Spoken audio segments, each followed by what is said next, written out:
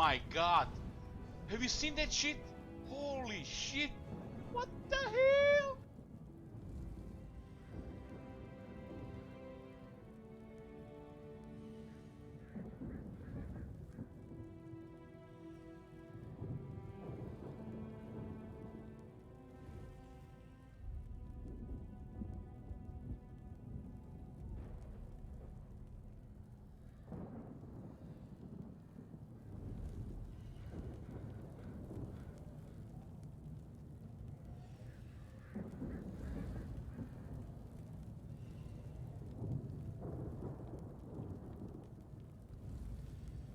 Hey guys, yoo-hoo. Good morning. Oh man, I changed the schedule again. Slept during the day and missed that Tommy K Grimgo stream. Have anybody watched that? I found this guy recently.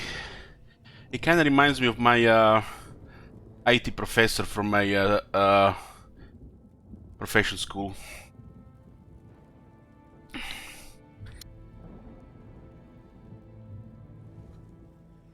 I'm having an LHTV withdrawal, hammercorns.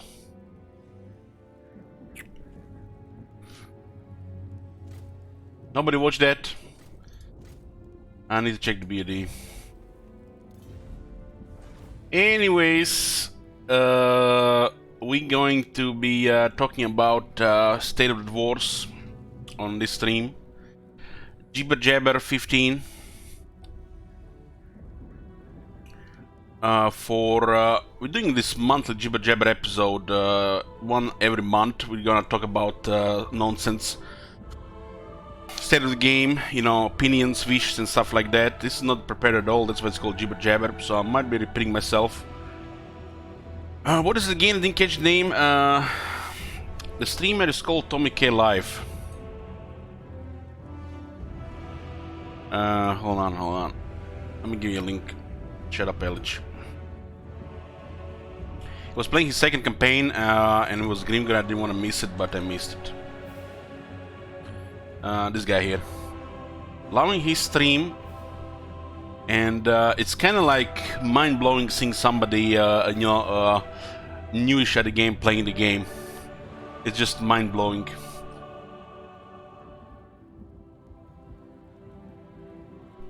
When is the new DLC?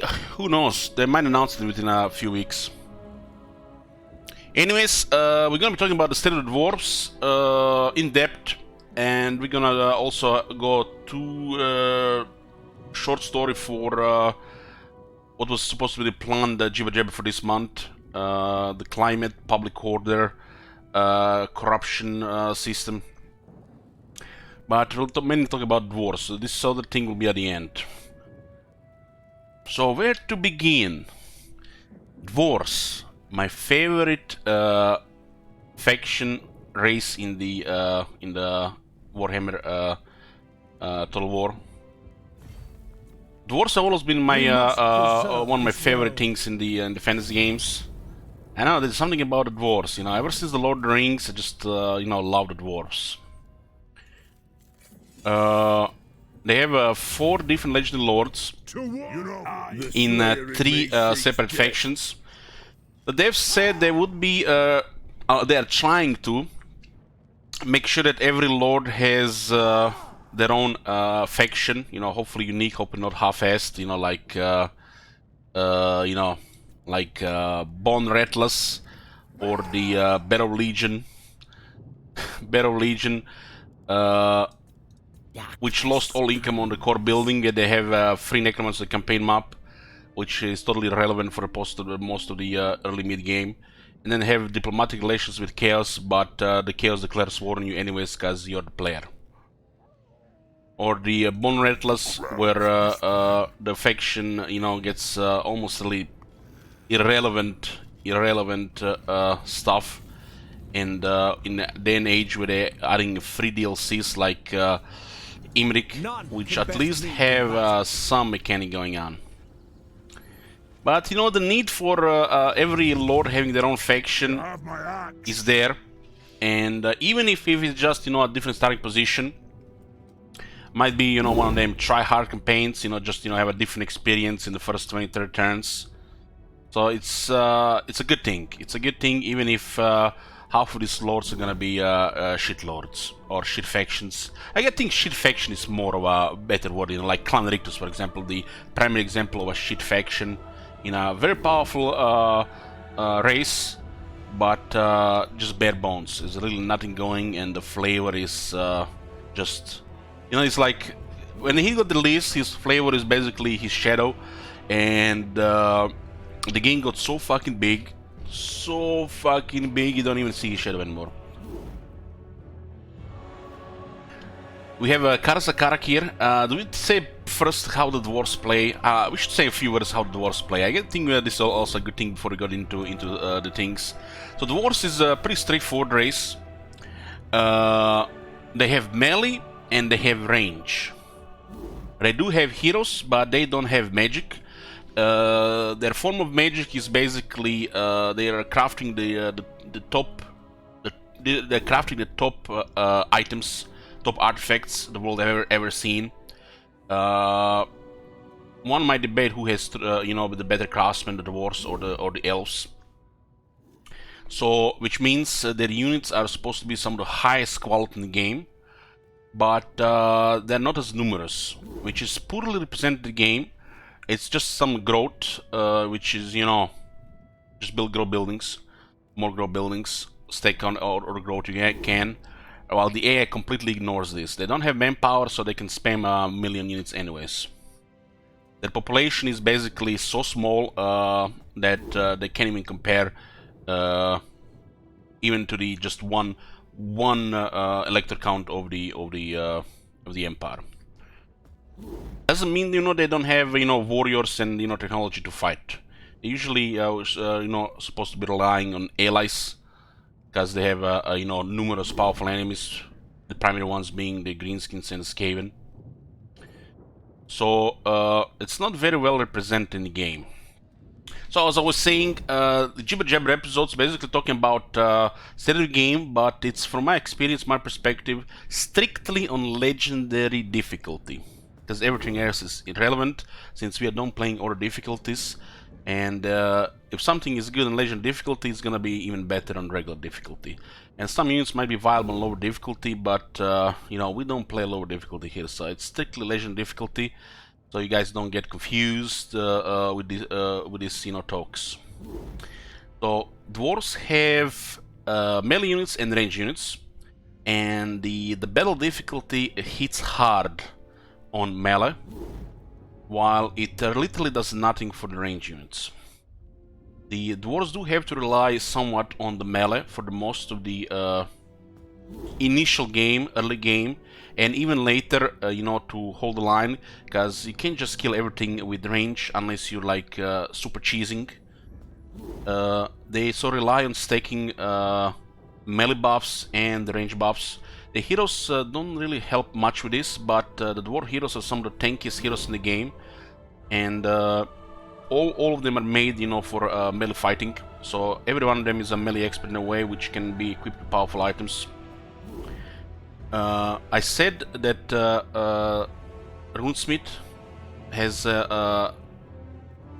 it's kind of like a second, is afterthought really in the game.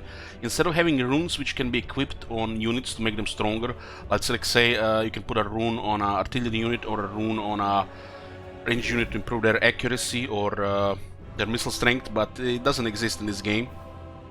Instead, Runesmith is basically just a pseudo-Thane with questionable abilities. We'll go into depth on Runesmith more. So dwarves don't have magic. They are supposed to, you know, craft some of the best gear in the game, which means they have the highest quality in the game, which is not matched by many factions. They have extremely tough units, which rely on melee and range fighting. There is no magic, so they rely on stats even more. Stats which are precious in melee, especially in the early game, because the legend difficulty has a big penalty to your attack, because the enemy gets such a high bonus and the free experience. So you have to close this gap by improving your units, either by ranks, technology skills, but it's very important that your units are always, you know, max buffed, even at the detriment of the skills being useless later in the game. So always buff your units to the best possible, starting with pretty much all the battle skills. The battle skills is the core of the Dwarfs. Ignore the character skills, really. The character skills are always been, you know, just a flavor. It's actually a bad flavor too. So battle skills, way to go. And make sure that the enemy will not match your quality. So you're supposed to be quality, especially early game where you know, the Dwarfs gonna be struggling. The moment the early game is over, you get 2 or more armies rolling, the struggle, you know, just goes away. But it's, you know, the story with the game. With Dwarfs even more so, because their quality just goes crazy after tier 3, and not many factions can really compete with this, even in the on the legend difficulty. They have an easy time doing diplomacy with the order factions, so you're not going to be fighting any factions that will cause trouble to you. So your main enemies are just Greenskins and the Skaven, since, you know, the Beastmen and the Chaos in this game is just an afterthought. Your early game is going to be dealing with Greenskins, your mid game is going to be dealing with the Skaven, and your late game is just going to be click, click, click, click, click, click, click, click simulator. That doesn't mean, you know, it's not fun. You know, I do enjoy Emperor Builder, even just a chill, you know, stuff. But most people just leave for the early game, which is like the first 70 turns of the game, and the moment the challenge is gone, they just move on as well. That's the problem, you know, with this game is starting to become have a really big problem with snowballing, and the snowballing has become so strong, so hard, that the mid game is slowly disappearing from the campaign. So you go directly from the early game into the late game. The mid game is all but disappeared. So I'm looking forward to see how they're gonna deal with this problem. This means, you know, by turn 60 and 80, there already can be superpowers in the world, and instead of, you know, having them come, you know, usually just before the Chaos Invasion shows up or after the Chaos Invasion. The order is out of control. Eviltide is not very good form. I think it's like 3-to-1 ratio for order, and the only solution for this to fix it right now in the game is confederations have to be removed. Oh my god! There's no other fix right now in the game that exists to stop this. Shit. So unless they remove confederations completely, they're gonna overcomplicate and probably make it even more worse. Maybe they have some genius at CA, who knows, but for me, playing this game for now over 8,000 hours, I can tell you the main issue for snowballing and the superpowers going too fast, especially AI wise, is confederations. So preventing confederations, limiting confederations, or preventing confederating on the legendary lord should be a thing. Just play a campaign with the Empire, with the Dwarfs, with the Greenskins, and then play a game with the Tomb Kings, and you will see the difference. Anyways, this is it for the, you know, the Dwarfs pretty much. You just have a battle line, you have a range line, and as you progress through the campaign, you just unlock better units. And they have the top quality in the game, and you should just play to that top quality and make sure that your units always have higher stats than the enemy, even by just going all the battle skills. That's just my advice. They do have some trouble with replenishment growth, but, you know, not every faction should have everything, you know, like not everybody's high elves. Anyways, let's talk about the factions here. So we have Karzakarak, the main dwarf faction, used to be the only dwarf faction in the game. They start in the Silver Road, and they're basically just opposite of Grimgor. No longer at war with the Grimgor, but they still have quite a bit of enemies in the beginning, and the war is, you know, highly likely with Grimgor unless it gets defeated on turn 1 and gets confederated by the Red Fang enemies. I guess it was happening on turn 2. So we have the Torgrim. Oh, hold on.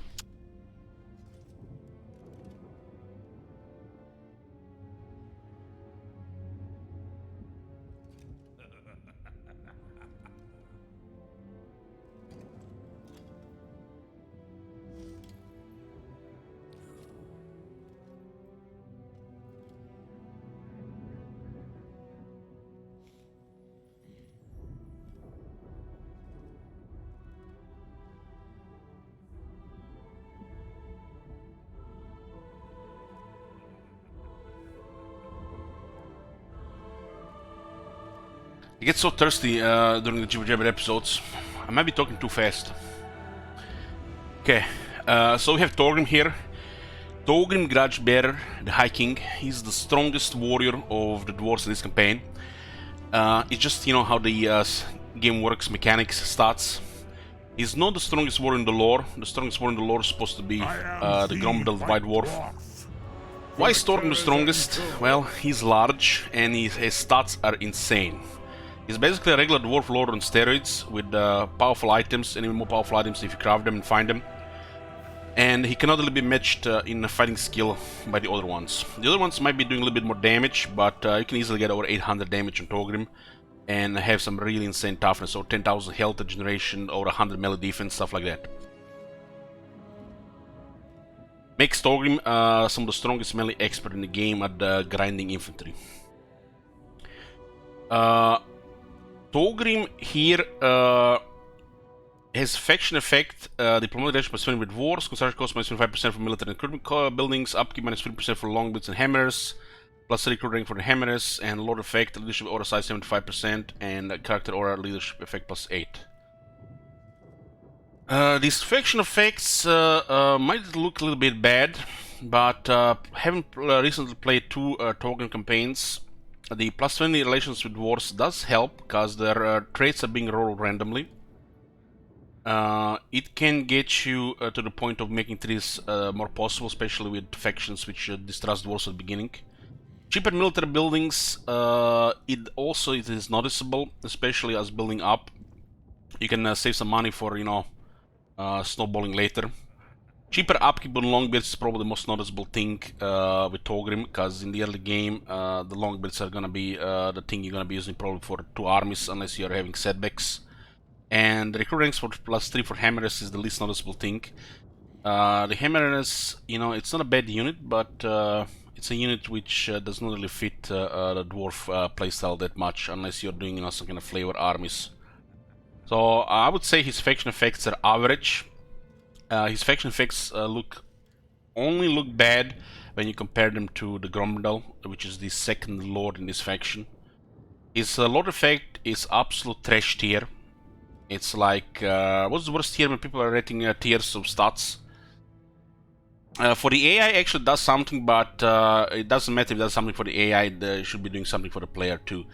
Because, you know, for the AI makes units near Thorgrim almost unbreakable. But for the player, it's one of the worst possible bonuses in the game, because you don't want to be matching the leadership of the AI, and you don't want to fight to the death. You want to kill the enemies faster.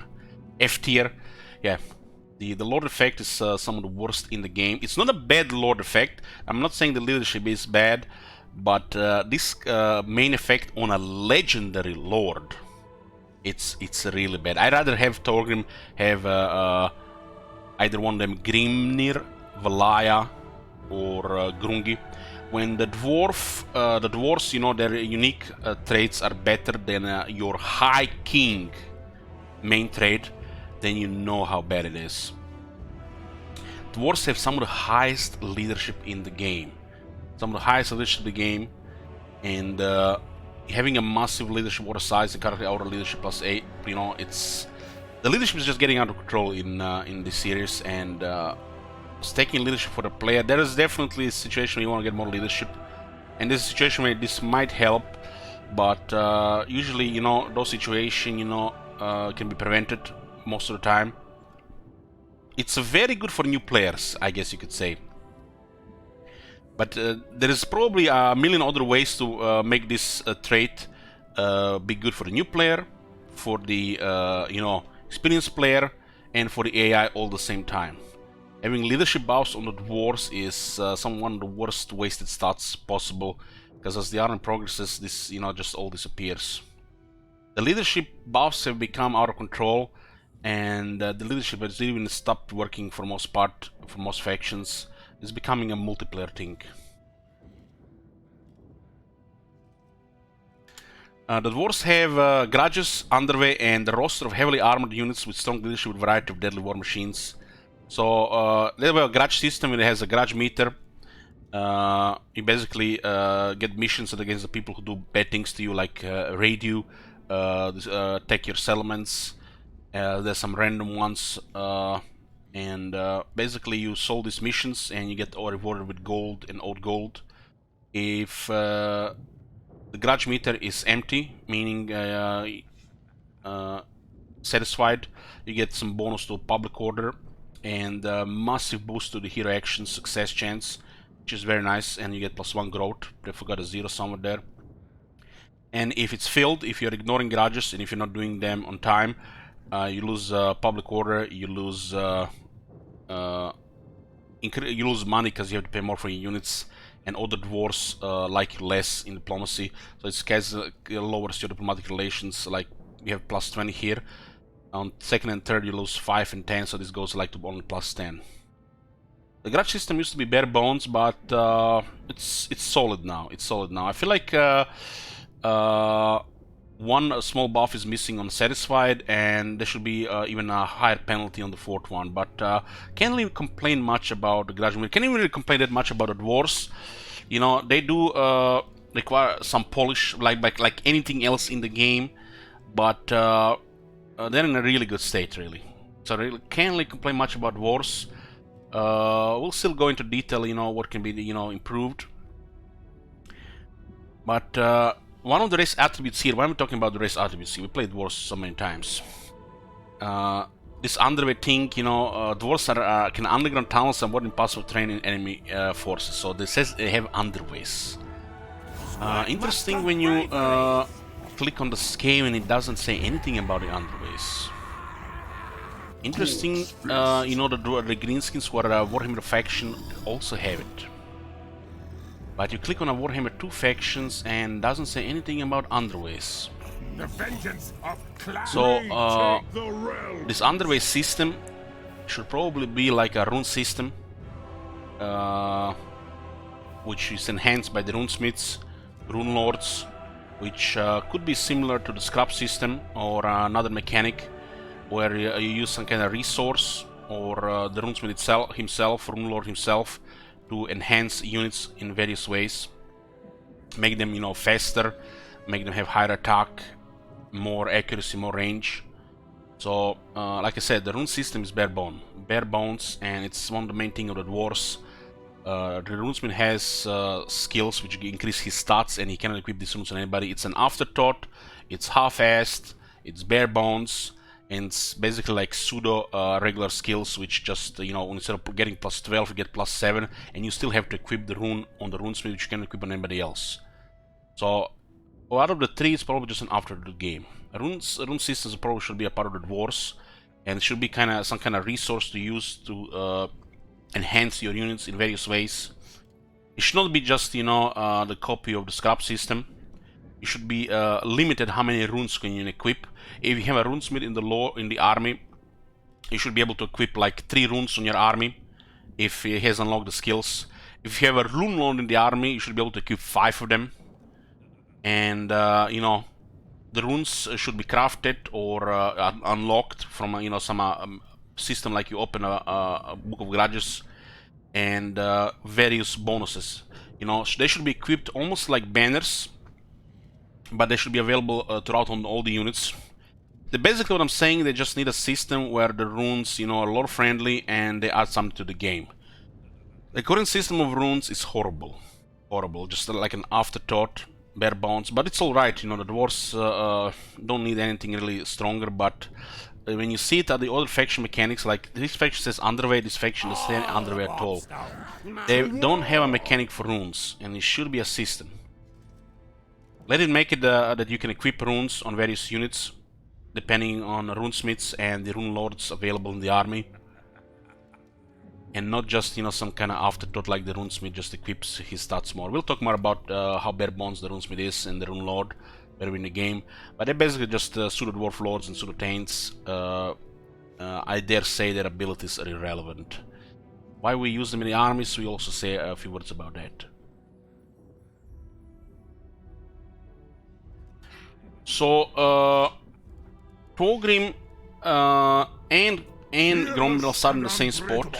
Gromdal is the second one for this faction. So, like we said, the factions should have only one lord, not 2, because it usually is one lord is better than the other, and you don't use the other. Like an examples, Warhammer 1 factions. We have Karl Franz, and we have Volkmar. Sigmar, grant me strength. Volkmar, which is another bare bones lord, and after to the game with the worship build part of the game missing. They patched everything for the Empire except the Fate system. So, bare bones. Almost as bare bones, if not even worse than the Runesmith rune system for the Dwarfs. So, starting with Volkmar or starting with Karl Franz, it's like you're playing with Reichland. Who the fuck is the prince and emperor of Reichland? Who's the prince of Reichland? Who's the emperor? It's Karl Franz. It's just, you know, saying playing Volkmar is heresy. It's, you know, madness. It's like, let's not go in there. Let's not get in there. It's like, you play Karl Franz. This is just bare bones shit. Should lead his own separate faction, even if it starts close to the Karl Franz. You have Thorgrim and Gromberdal. The Greenskins have their own factions now. And then you have Vlad and Isabella. We all talked about this. They should probably just, you know, be one of them. If you pick Isabella or Vlad, the other one is a hero to the other, so they're in the army, not two armies, just bad design. And another primary example is Manfred and Helmangorst. Helmangorst is some of the most powerful faction effects in the game, and that is Manfred. So you're always gonna pick Karl Franz, you're always gonna pick White Dwarf, and you're always gonna pick Helmangorst unless you have some kind of, you know, hate towards slow stuff. 20% research, 20% replenishment. And don't get fooled by the plebs. Helmangorst is insane. And one day, you know, more people will realize it. You know, they used to make fun of this shit. Now less people are making fun of shit, less and less are making fun of this shit. This is an insane starting lord. The only downside of starting with Helmangorst, it's probably unlocking Manfred by crippling yourself, having von Carstens helping you fight against the Empire, because you need the whole all of Sylvania.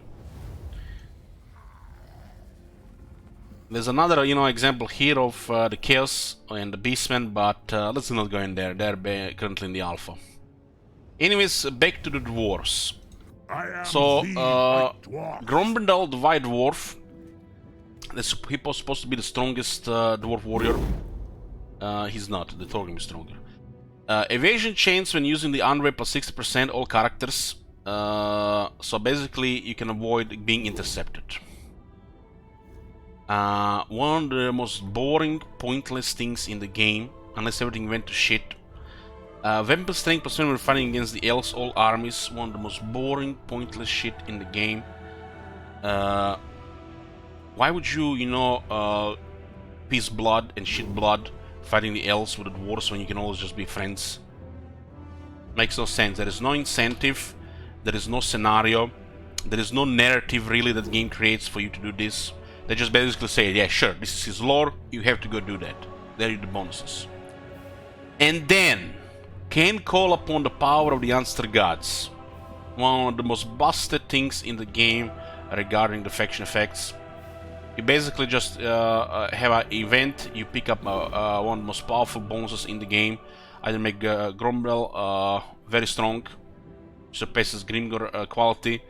Either make your faction, you know, improved, better stuff for the faction, public order untainted, make the whole army perform better, or having better research and cheaper army. It's just one big buff, and it's great to cause, you know, snowball. You know, playing a legendary, you have to always find the best ways to snowball. So Grombendal here is making good old Thorgrim Grudgebearer look bad, just because he has this event. But what's worse, Thorgrim doesn't do much for his faction, not really, while Grombendal can unlock from the start powerful campaign effects, which are all faction-wide, lowering the recruitment costs, improving replenishment, improving movement range of all characters, giving you early buff to trade. cheaper recruitment costs, was still the same, just like the lords have 15%, but he gives actually for all characters. So there is no reason to ever start with Togrim because the White Dwarf exists. You get those bonuses early, and you get event which just makes you have a stronger lord for early campaign. His lord effects are even better. Plus 10 leadership for the lord's army, which make your guys fight. You know, basically, if you see something landing in a White Dwarf army, you totally fucked up because you're supposed to support that unit. Unless you just invest them to die. Reinforcement range plus 8% for Lord's army, so has a massive circle to reinforce as well.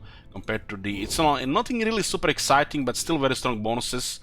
If nothing, it will help with the balance of power and auto dissolve as you get a stronger army. So White Dwarf existing in the same faction as Karak is just making the High King look bad, because unless you want to play a challenge, there is no reason to start with the High King over the White Dwarf. High King is easy to unlock, you just need to do grudges, while the White Dwarf is not easy to unlock in the tier 4 Slayer building, which is not even that good to build, and very expensive. So starting by the White Dwarf is the obvious choice. You get everything you need to get a faction going and more. What's even worse, the starting units of Togrim, the Hammerless, Grudge Throwers, and Quarreless. Quarreless is apparently not starting unit. Grudge Thrower is pretty good starting unit, while the Hammerless, unnecessary, just ban him for 2 Dwarf Warriors. You need money. This makes it even worse because he cannot snowball financially like Grommerdal. While Grommerdal has Iron Drakes, even the minus blasting charges are exciting, and has a Gyrocopter Brimstone gun from the start.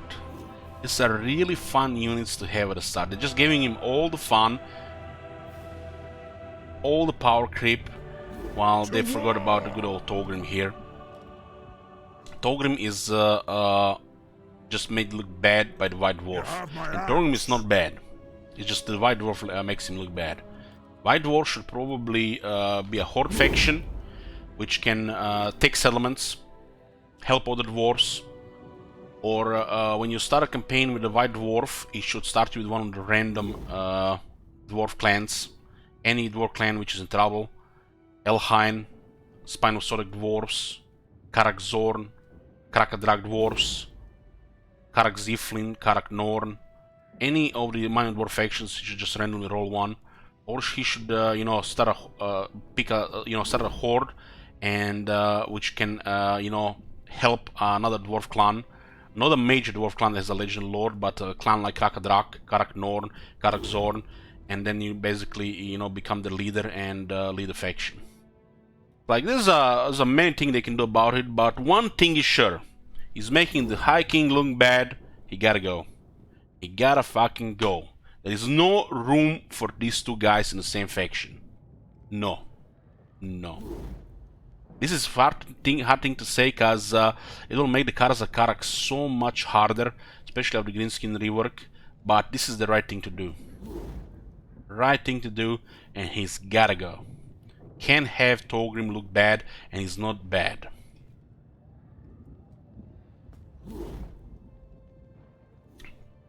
This faction, you basically just have to deal with Bloody Spears, Grimus Arboys, even sometimes Bloody Hands. Your early game will be dealing with the Greenskins, and then mid game currently dealing with the Skaven. And once the Skaven are gone with the Greenskins, you're a superpower, and unite the Overtide and just click, click, click. This faction is a little bit difficult in the beginning. The initial difficulty easy is wrong. Initial challenge should say hard for Togrim. And for the White Dwarf it should say normal. This is very misleading. Anyways, we don't really have to go into the show a bit stuff with them in the game. We can roll a campaign later. So basically it's the early game is a struggle against the Greenskins, mid game is a struggle against the Skaven, and the late game is a joke. This is in the current state of the game. We are in October of 2020. Moving on to the next dwarf faction, the second dwarf faction introduced by the King and the Volo DLC. They added Belagar America, and they added Skarsnik Trash factions. So they added one really cool faction, one really shitty faction. They start in the vaults. Belagar is basically another dwarf lord on steroids. Dwarf lord is the basic lord for dwarfs, which are god melee experts. Belagar is basically just about that. And this one has quite a unique position, and it's also quite a fun campaign. You start with even a higher struggle. Since Greenskin didn't work, we haven't really played him. Haven't played the regular campaign with Belagar, so we can't go into much detail here. But it got started with a big penalty and with a big bonus. Look at this, boys. Belagar is carrying this oat stone behind him. Whatever it is, it has runes on it. It has runes on it. This is, you know, how it's supposed to be. Equip runes, put runes on the dwarves, and, you know, give them various, you know, strengths bonuses.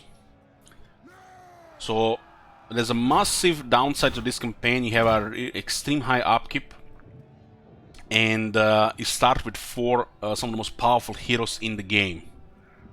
So on one hand, you have a huge struggle, and on the other hand, you have really powerful heroes, which is a perfect mix of, you know, how campaigns should be done for a try-hard campaign.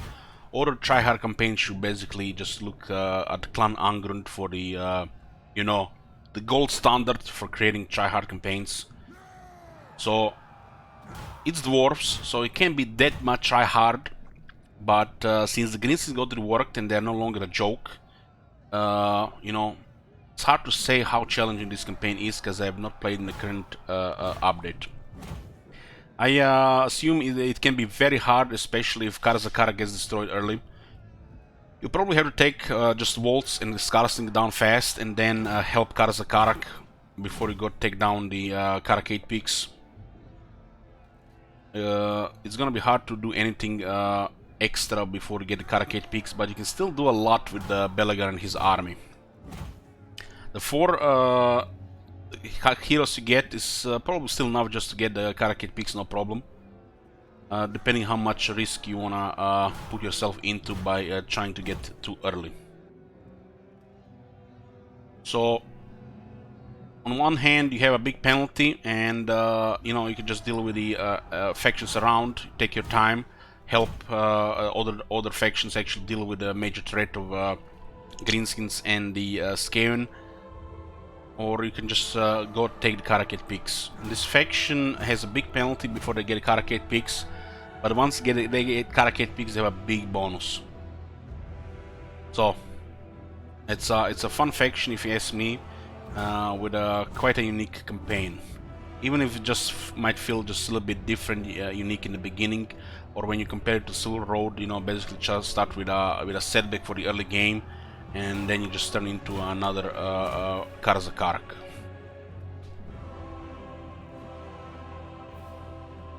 Faction effects, leadership when laying siege, starts with 4 Clan Angrunster heroes, which we mentioned. They are amazing heroes. There's a unique building chain available at Karakate Peaks. The Dwarfs, you know, they usually get everything, while the other factions get dick, especially the enemies of the Dwarfs. But, you know, the Skaven actually do get some stuff. They do have like what do we say, like 4 out of 10 Karakate Peaks. Well, Clan Ang gets a crazy building in Karakate Peaks with the bonus, while Skarsnik with Crooked Moon gets dick. He gets really bad stuff. So the 3 factions which are, you know, want to take the Karakate Peaks, the Belagar gets the best stuff, Dwarves, Greenskins get the worst stuff, you know, typical, and Karak Morse, you know, gets like mid-tier stuff. Belagar kinda needs to take Karakate Peaks more than the other 2, I mean. And why is it so? It's because the bonus is so strong and the penalty is so strong, so you have to get rid of it early. While the Clan Morse and Crooked Moon don't really give a shit about it. You can do other stuff for 100 turns and not really care about it at all. They kind of, you know, messed up Kruger faction as a whole. They just basically look like a Grom Jr. with kind of pointless campaign, really. While the Clan Moors, you know, they might not have a special Skaven faction effect like some other Skaven factions, but, you know, they're still, you know, starting a fun position, and Crick is a fun lord. Belegar himself is a siege attacker, which is great. Has a vanguard deployment during undead battles for all armies faction-wide, and look at this, plus 10 leadership when dealing with Greenskin Skaven. Yeah, because, you know, Dwarf need more leadership. Can't really say anything really bad about this. This is just, you know, the Belegar as a lord is pretty good, has pretty good skills. Nothing really has to be a change here. This faction is probably one of the best they added in Warhammer 1 regarding Lord Packs. As the Lord Packs, we had stuff like Belegar and Skarsling adding 2 new factions, and we had Volkmar and Gorst that basically just joined the faction. Well, this faction has actually, you know, feels like a proper faction on the side, unlike like shitload of other factions which, you know, just, you know, feel like an afterthought. Can't really complain anything about the High Elves. Can't really complain anything about the Lizardmen except maybe Nakai. Feels like half-assed. Regarding Dark Elves, well, we're not going much into it, but Loki got a short stick. The Skaven are overpowered to the point where it's just makes them even stronger than the High Elves, if you think about it. But the Clan Richter's got a short sticks, like it's like you can clearly see, you know, with the half-ass when it happens, and they don't really put any love or effort into it. They just put some bullshit reasons and the flavor, which doesn't even work. This shit's supposed to be fun, and not something like, you know, that makes you scratch your head and why does this lord exist? While Belegar is a prime example where you get a solid faction at the side, and it should be like the gold standard for this. You know, it's you get a big penalty, you get a big bonus. It is one of them you know, campaigns we have to put effort and not just, you know, start building from the start. So pretty good. We said that we haven't played them yet, but we'll eventually play Clan Langrund and see how they are in the current state of the game. Moving on to Ungrim Iron Fist, who is the who used to be with Torgrim. They moved him to Karakadrin because, you know, he's the Slayer King of Karakadrin. And this is another, you know, fun flavor faction. I mean, look at this, they nailed the ship with the Dwarfs. We can just hope that they don't fuck up with the White Dwarf when they move him. And all solid. To die in battle. So Ungrim is at Karakadrin, so he starts further north. He still starts close to Greenskins, but he also starts close to the Empire and the Empire and the Vampires. He has the flavor of the Slayers, which is a pretty cool flavor, and not weak at all. Not weak at all, as you know, we expected Slayers to be. Especially because you know, they didn't left just the regular Slayer unit. They added the Giant Slayers unit, which were a nice surprise, great addition to the Dwarfs. So they have a suitable climate frozen. Basically, the game is telling you want to go north. Cheaper Slayer buildings, cheaper recruitment for the Slayer units. They have all faster infantry, so the Slayers are gonna have 44 speed, which is really solid for shock infantry. Has a really fun, strong Lord effect. Cheaper upkeep on the Slayers, more attack for the Slayers. Used to be just attack for the Slayers, and has an ability that the Slayers, if I'm not mistaken, this ability, Slayers cannot die unless they are 50 or less health. Entities cannot die in the unit unless they're 50 or less health. So, holy shit, look at this. Another dwarf side faction, which actually looks good and is fun to play. The main issue with this faction is some people have the wrong idea about it, and they're gonna just play it like another, you know, dwarf faction, which, you know, they're just gonna ignore the flavor. I don't understand it. I've seen this with many players, streams, YouTube. They just played Ungrim like he's another faction, you know, totally, you know, discarding his flavor. So why the fuck you play Karakadin again? Fuck off! Don't play Karakadin if you're not going Slayers with Ungrim. Even if, you know, it has to be just half the army of Slayers.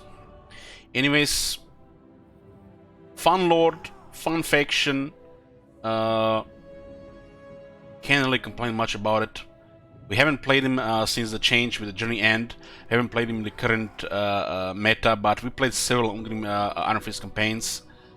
And one of the last ones was during the height of the Order Tide, and I was dropping into a fucking coma, man. It was just so boring because it was so easy that you know, we just basically click and turn. I have a really bad experience with Karakadrin. Half our Karakadrin campaigns had issues with crashes and save corruptions. For some reason, the Dwarf campaigns and the Emperor campaigns had this issue the most. Not only for me, but for a lot of other players. And I'm not sure what the problem was. We're gonna be definitely playing a Clan Iron campaign and a Karakadrin campaign in the future. You'll see them in the you know, different, you know, state of the game. But currently there are not any planned. So these are the lords for dwarves, the factions. We're gonna go into the game and talk in depth more about the faction and everything else. And holy shit, I need to get some water here. Need to get some water. Dying of thirst. Talking too fast. Give me a minute, guys.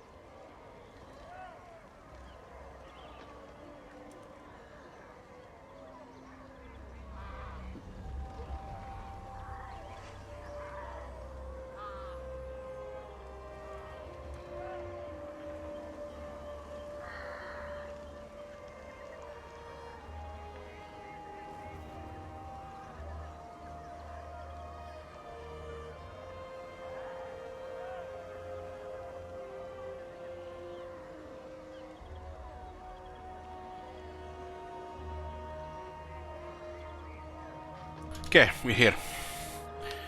So this is the garage meter. There is a range between 0 and 20. There is a 0 and 9 range. It's satisfied, which gives you growth +1. I think this is a joke from developers. You know, dwarf growth jokes. Ha ha ha ha. This probably should be +5 or +10. Hero action success chance +20%. That's massive. And public order +1. You know, sure. Fine. I feel like they just need to change the growth on this one. Just put it 5 or 10. +1 is nothing, it's just a joke. Then you have mid-link, you lose the relationship with other dwarves, lose public order, so you lose 3 public order because you had +1 here and then you have all of a sudden -2. And it increases the upkeep for all dwarf characters and units. This is between 10 and 19.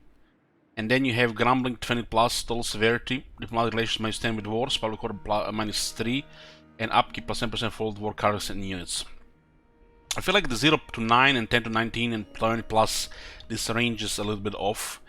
It probably the 20 should be expanded into 30 or 40 and another bar added, but it's fine as it is. They don't really have to change it at all. just fix this growth +1 to growth +5 and or growth +10. Not really much complaints about this. The change was good. They could just, like easy improvement. Just make the growth +5 or +10, which is a small bonus.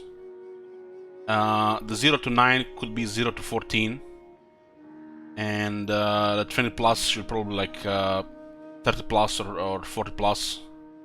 Not much changes here. Regarding the underways, well, you get basically a lord. You get a lord and How can I help? Throw banners! underway stains. Just hop, teleport to the other side. Faction fake down. So let's see. We're gonna start to talk with the lord and the heroes first. The dwarves have 2 lords. They just regular dwarf lord and a rune lord. Dwarf lord. Let's just get a fresh one. It doesn't really matter actually. So a dwarf lord is just basically your standard fighter, melee expert. Is not great at dueling, and is great at just tanking, pinning units, absorbing a lot of damage. Has pretty impressive stats, very high armor defense, while still retains pretty good attack and weapon strength. Pretty straightforward, might even say a little bit boring. You basically just have a fighter, which is very good at tanking, pinning down units so your units don't get charged. Your other units, can shoot more. It suffers basically like a lot of other things in this game. Oh my god. Like, for example, the most extreme example would be like Orc War Boss, Lord, the Empire Lord, the General of the Empire. It doesn't have any unique skills. I feel like a lot of these things are missing flavor. There should be like a couple of skills here, maybe give various options, like 1, 2, 3 skills here or 4 skills. You remember, the initial release of the Black Orc Big Boss, laziness, and then they released a proper one. This really. This change should probably be applied to a lot of lords in the game, including Dwarf Lord, General of the Empire, Orc War Boss. It's just missing unique skills to make them a little bit more fun. A Dwarf Lord could be like General of the Empire, a little bit more buffs for his fighting skills, maybe his offense, or a little bit more skills to improve other stuff, maybe campaign, maybe 2 skills for his offense, 2 skills for campaign stuff, and 2 skills for army. And maybe you can just pick one. Already, gives you a little bit more, spice. Thank you for joining.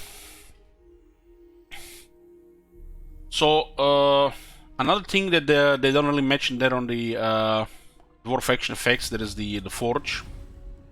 But I guess we should talk about the Forge before we go into Lords. You have this resource called Old Gold. It's currency you get from completing garages generated by the characters' buildings. And use the Old Gold with various resources that you have available to craft items, weapons, armor, talisman, enchanted items. And you can also recycle the items you find, which is an incredible system. I feel like every faction should have something similar to this. Like the Empire could have the market, the Skaven could have the black market, stuff like that. It should be something similar to this. They could just use gold and resources, make the resources more relevant in the game. Not really much to say about this. You basically just craft items. Some are more powerful than the others, depending what you want. Obviously, the devs are clueless at the meta, so there are always things that are going to be stronger than the rest. And, half of these are not ever going to be used. But we're not talking really about in-depth about the items, most of it's pretty straightforward. Just watch one of the dwarf campaigns. Let's go back to the Lord. So, Dwarf Lord, your standard melee expert. has no mount, not really any unique skills. Ore forging generates old gold. +9 leadership on Lord has extreme leadership. Obdurate should probably be something else. Lord Dips is another kind of boring skill. Temp leadership and subterranean siege bells. What's up with this leadership stuff?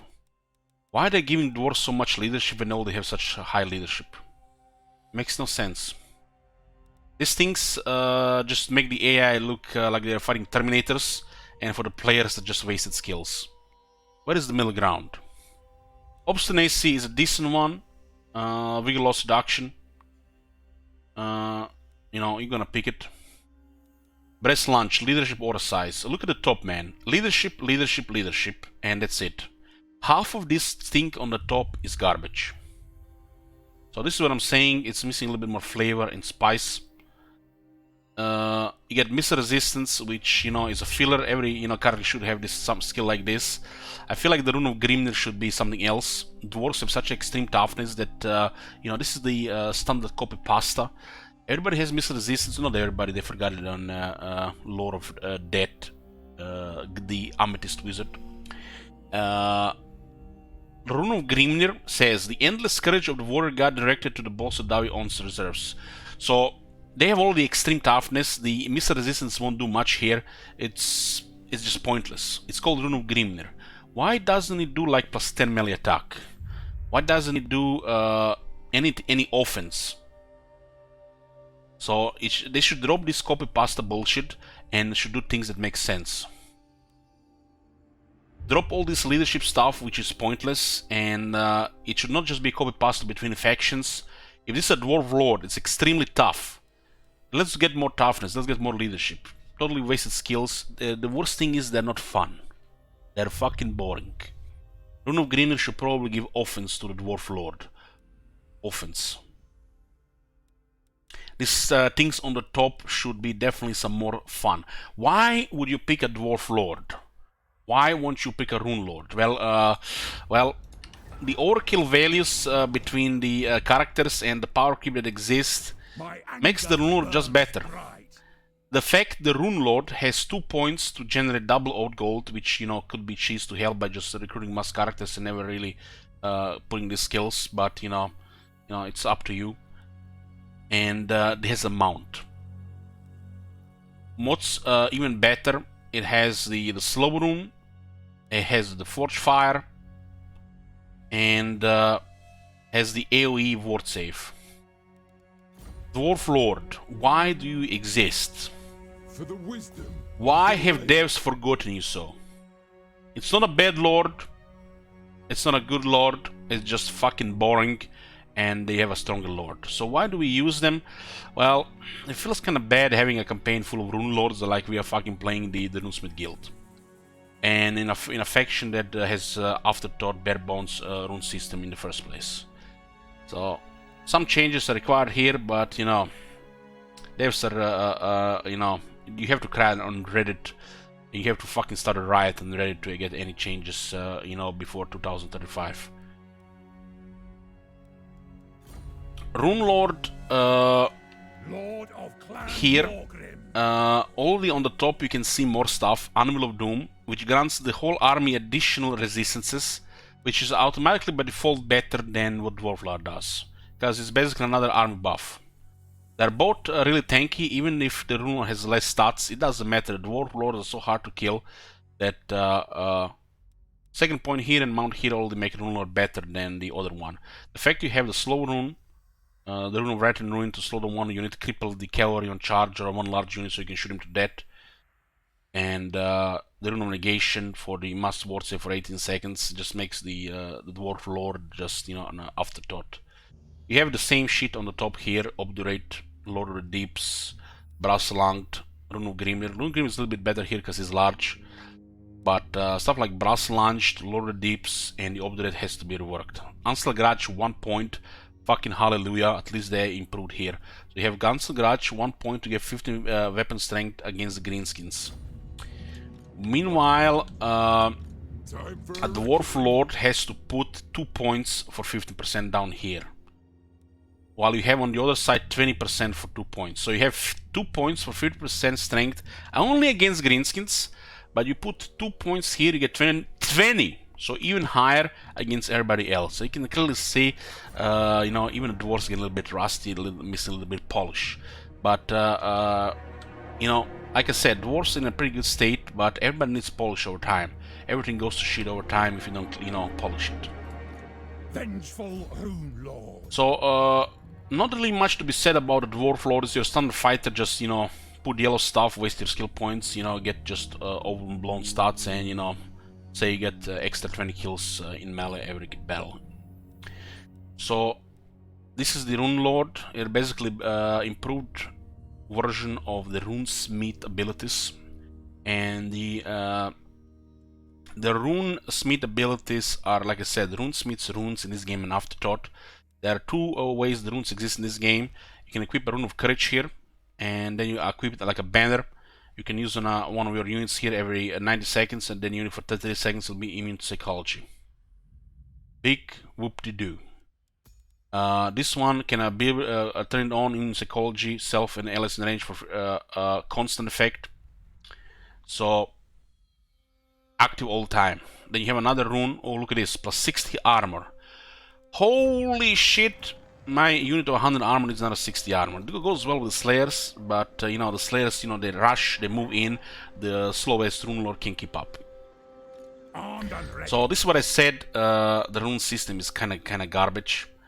You have trash, and at the end you have one good ability, but it enhances the dwarf thing, which are they're already crazy good.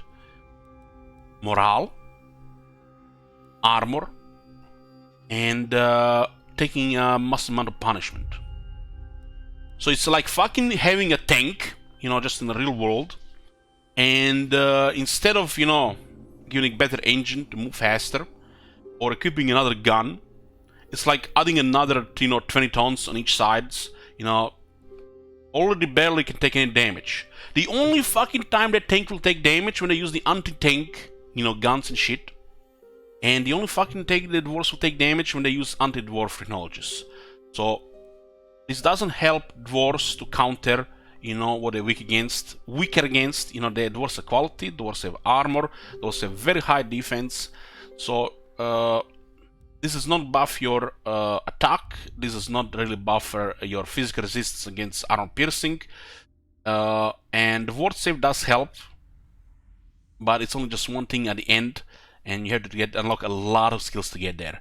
Usually in a Dwarf Lord, you're just gonna get a bunch of bell skills, and a Runesmith will get just a weaker version of this. So every single thing here is a little bit overkill, and it's kind of like a pointless afterthought.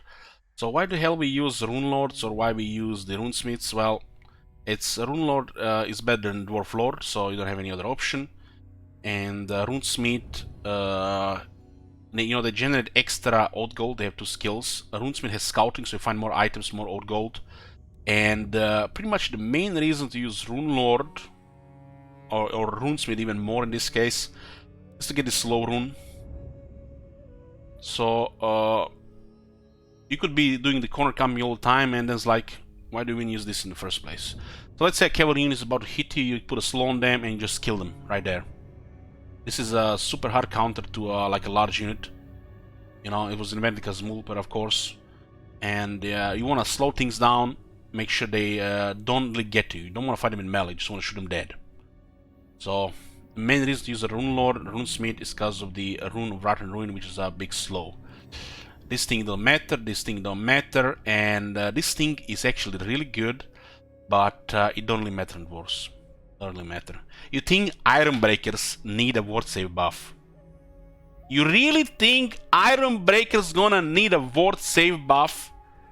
So the Runesmith is overkill in the worst possible way, and the rune system is so fucking bare bones that it just makes you wanna cry.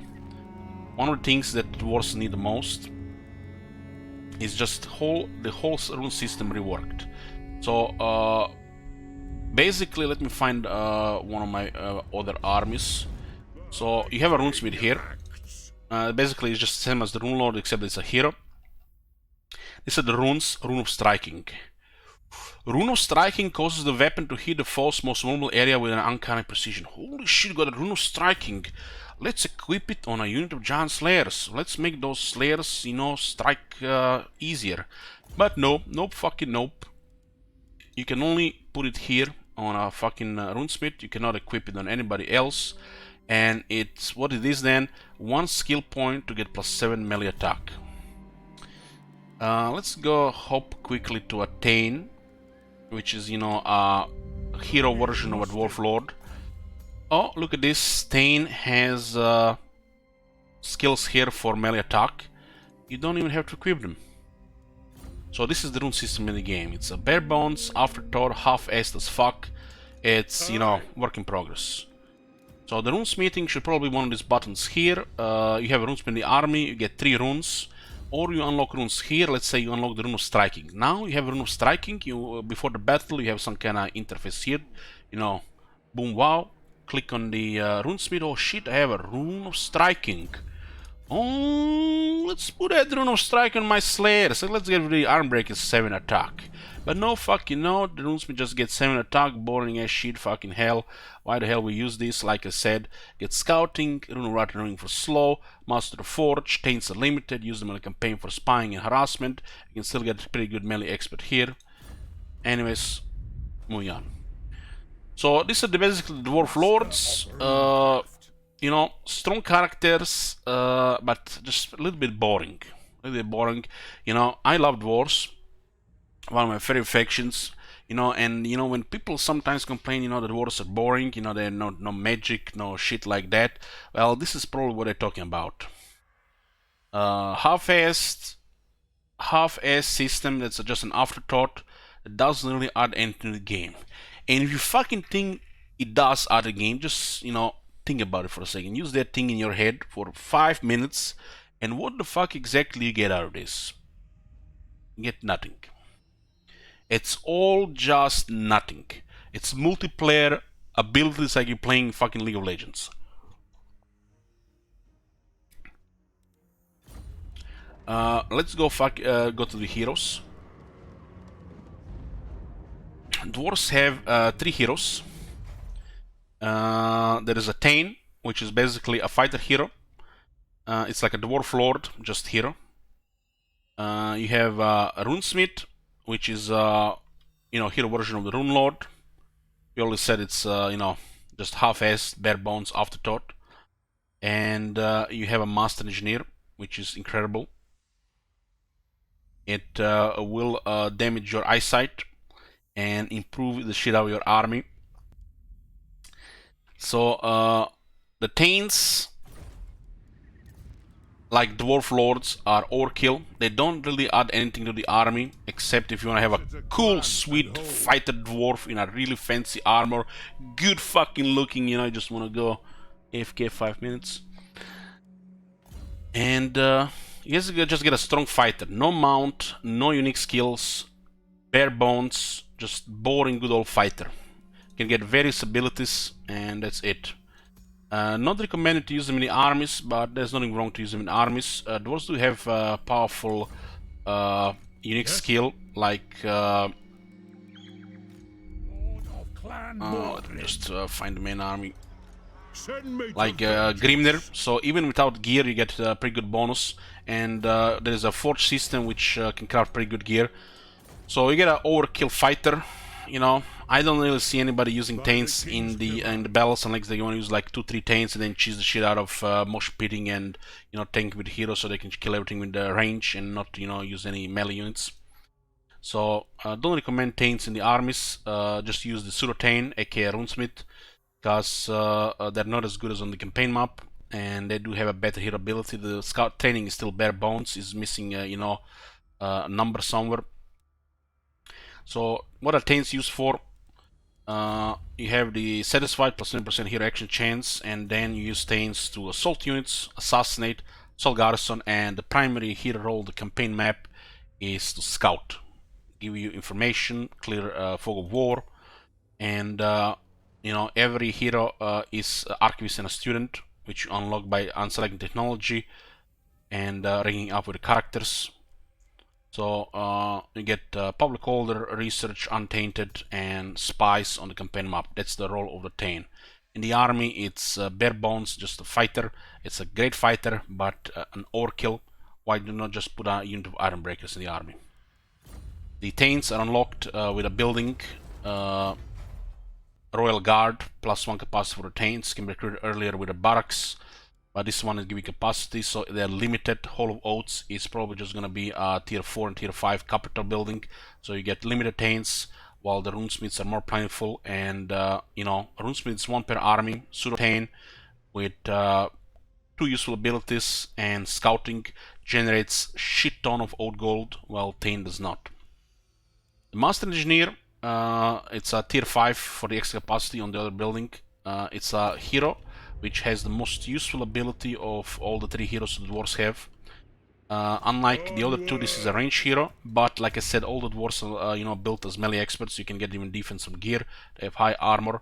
You know, they can pin units in a pinch.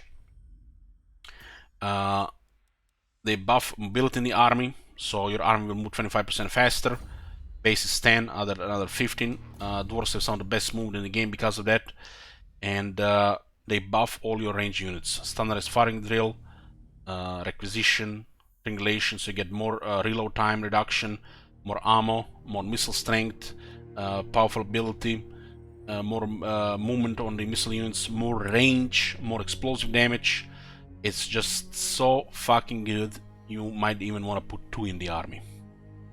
These heroes also trivialize the late game. If you put a second one in the army, the range units get out of control and everything just becomes auto-resolve fast. On a Master Engineers, you can almost forgive them for having bare bones skills, you know, by not having any other unique skills, just because the Master Engineer builds are so fucking good. The only downside of Master Engineers, you can get 1 per tier 5 building, and every army should have 1. You don't have to go for a second one, but to make the range out of control.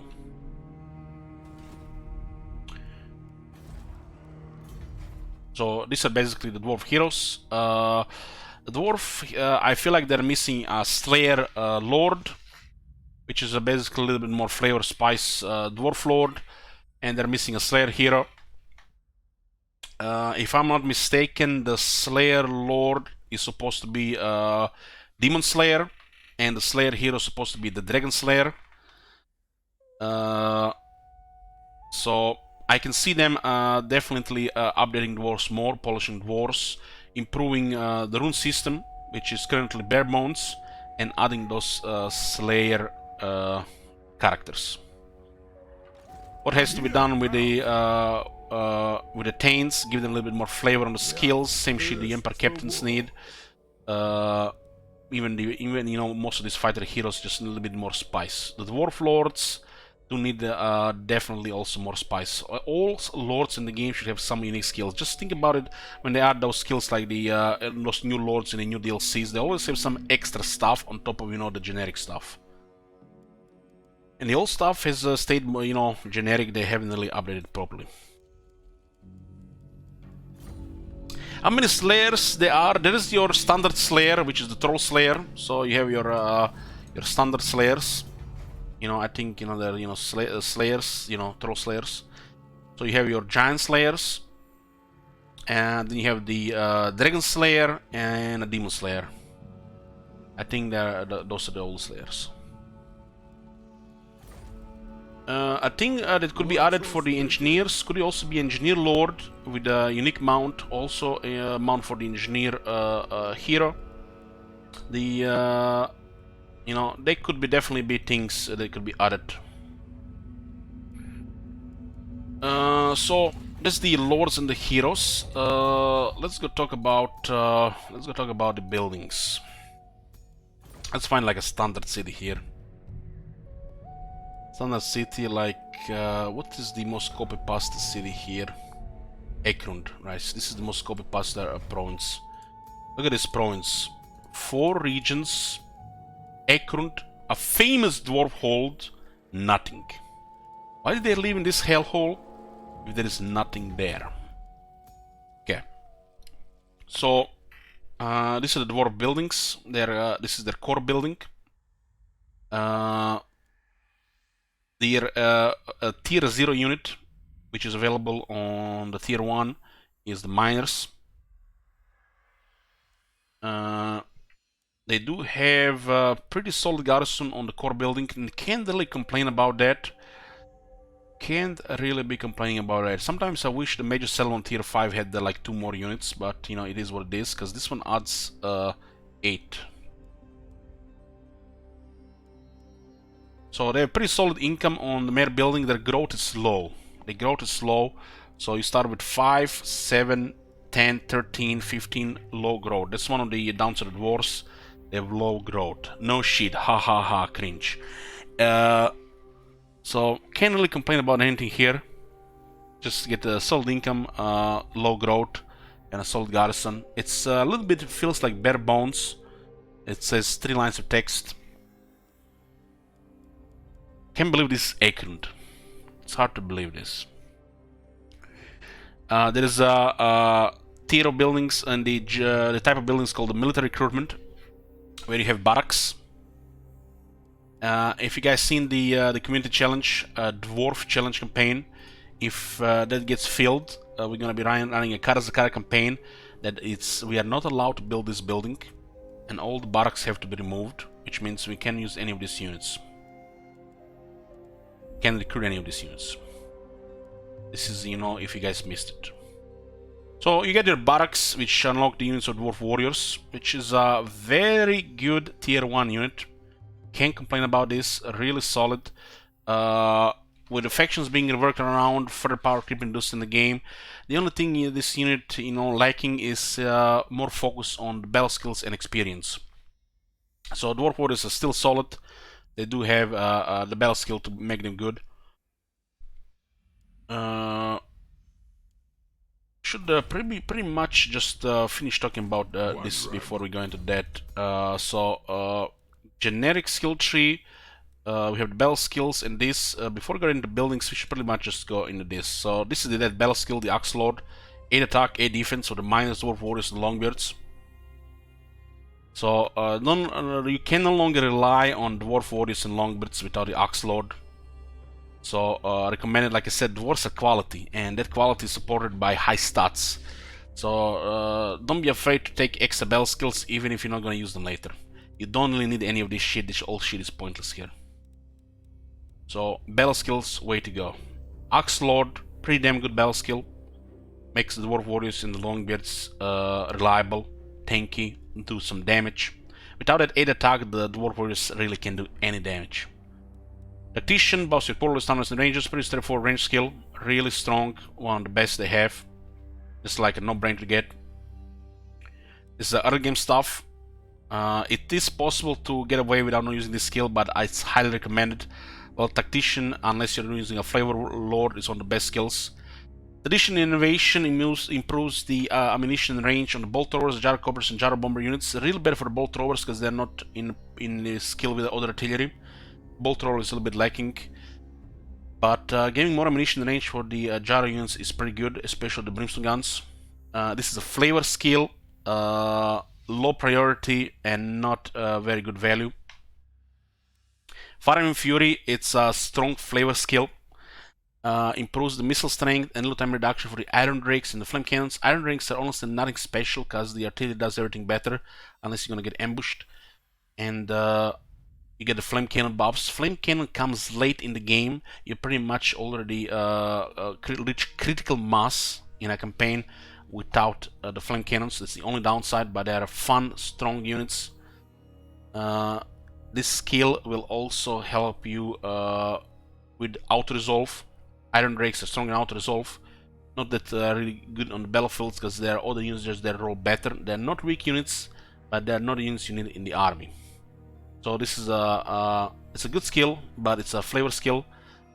If you're gonna go Fire and Fury army, make sure that it's like your third army, because you can't really get tier 5 that sooner.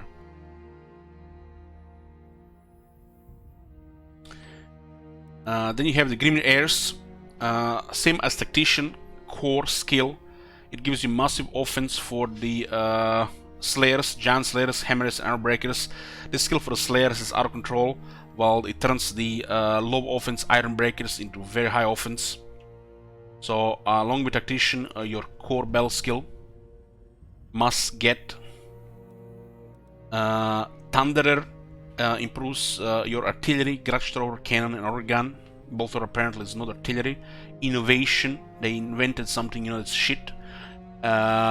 So, core skill, really important. So you get your Tactician, Grimy Airs, and Thunder, your core skills. And Axe Lord is early game, and this sort of flavor. While this one is probably gonna be ignored unless you're using 3 or more gyrocopters and throwing with bolt throwers. And the Fire Fury is a good one, but it comes late. At that point it doesn't matter anymore. Their weather battle skills are incredible. You have Thresh one here, which these units will never achieve. You have the Dawi Firepower, Honor by Grimnir, and Morgan Favor. These 3 are some of the strongest battle skills in the game. It's just out of control good. If Skavens suck at one thing, they suck at the veteran battle skills, absolute garbage, while the Dwarfs and the Empire have the god tier stuff. Just ridiculously powerful stuff. This 3 is the way to go. This one is ignored. They should probably have Axe Lord, Blessing by Grungi, and Honor by Grimnir affect Dwarf Warriors, Miners, and Longbeards. The only way they, include Axe Lord, Blessed by Grungi, and Longbeards, and those other units in the late game. So this means the Longbeards, Dwarf Warriors, and Miners have a double dip. They get buffed by multiple skills. So by having Axe Lord buffing Miners, Dwarf Warriors, and Longbeards, and then you take Blessed by Grungi, which is buff for the Miners, Dwarf Warriors, and Longbeards, with Honor of Grimgir including those units as well. Unless Honor by Grimgir includes these units, you're not going to be using these units at all. These buffs are really powerful. This is just a waste of skill points. You don't want a veteran skill for the units. They're not even going to hit veteran unless they recruit veteran. And units are basically just weaker versions of the other units. So unless the Axe Lord, Blessed by Grungi, and Honor by Grimnir all work on this tier of units, these skills are basically just, obsolete once you hit the higher tier. Longbeards should probably be included in the late tier armies, and this is one of the ways. Honor by Grimnir is working on the Longbeards, and a couple of other technologies for the Longbeards, so you don't just use Iron Breakers, but unit restrictions and copy pasta skill working without putting much thought into it. It's just the golden standard by these developers. Anyways, the battle skills of Dwarfs are some of the best in the game, and no complaints there, but the systems could always be improved, especially by somebody who is renting more and more after 8,000 playing the game, how things should be better. But like this, you don't have to do anything really.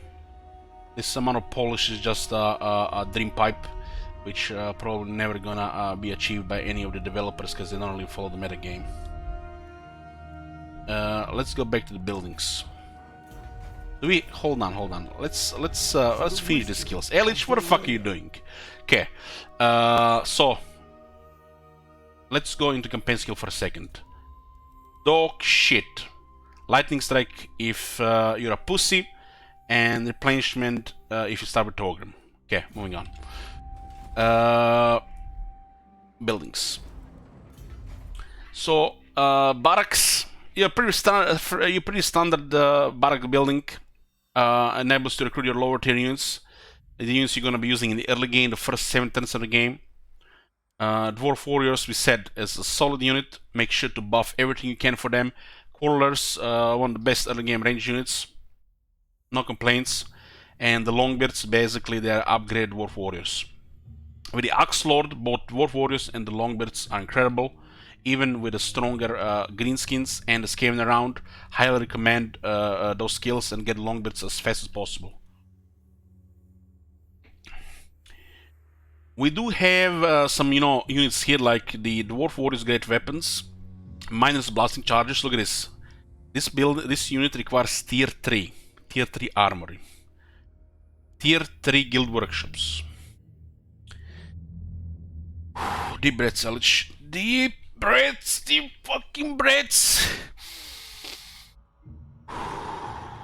Okay. Why do these units exist? It's fucking multiplayer. They could add multiple tiers for this building, so just disable the second requirement. But let's not go in there. It's just fucking multiplayer. Why do quarrels exist? Great weapons. Even the people in multiplayer wonder about this. And the Longbeard's great weapons. It's not a bad unit, but it requires another building. The problem is the moment you get tier 4, you remove this building out of your province. And you probably just replace them with the ranger outpost so you can get Bugman's rangers instead of the quarrelers. Because hammerers are just better longbeards and ironbreakers are just better longbeards as well. So this is just your top tier shield and your top tier 2-hand. The longbeards require double dip on the skills, and they require probably 2 technologies to be considered, you know, in the late game, and to be considered as you know, great weapons. They just do not have enough attack, enough offense to be used. The longbeards great weapons, even with the axe lord, are not good.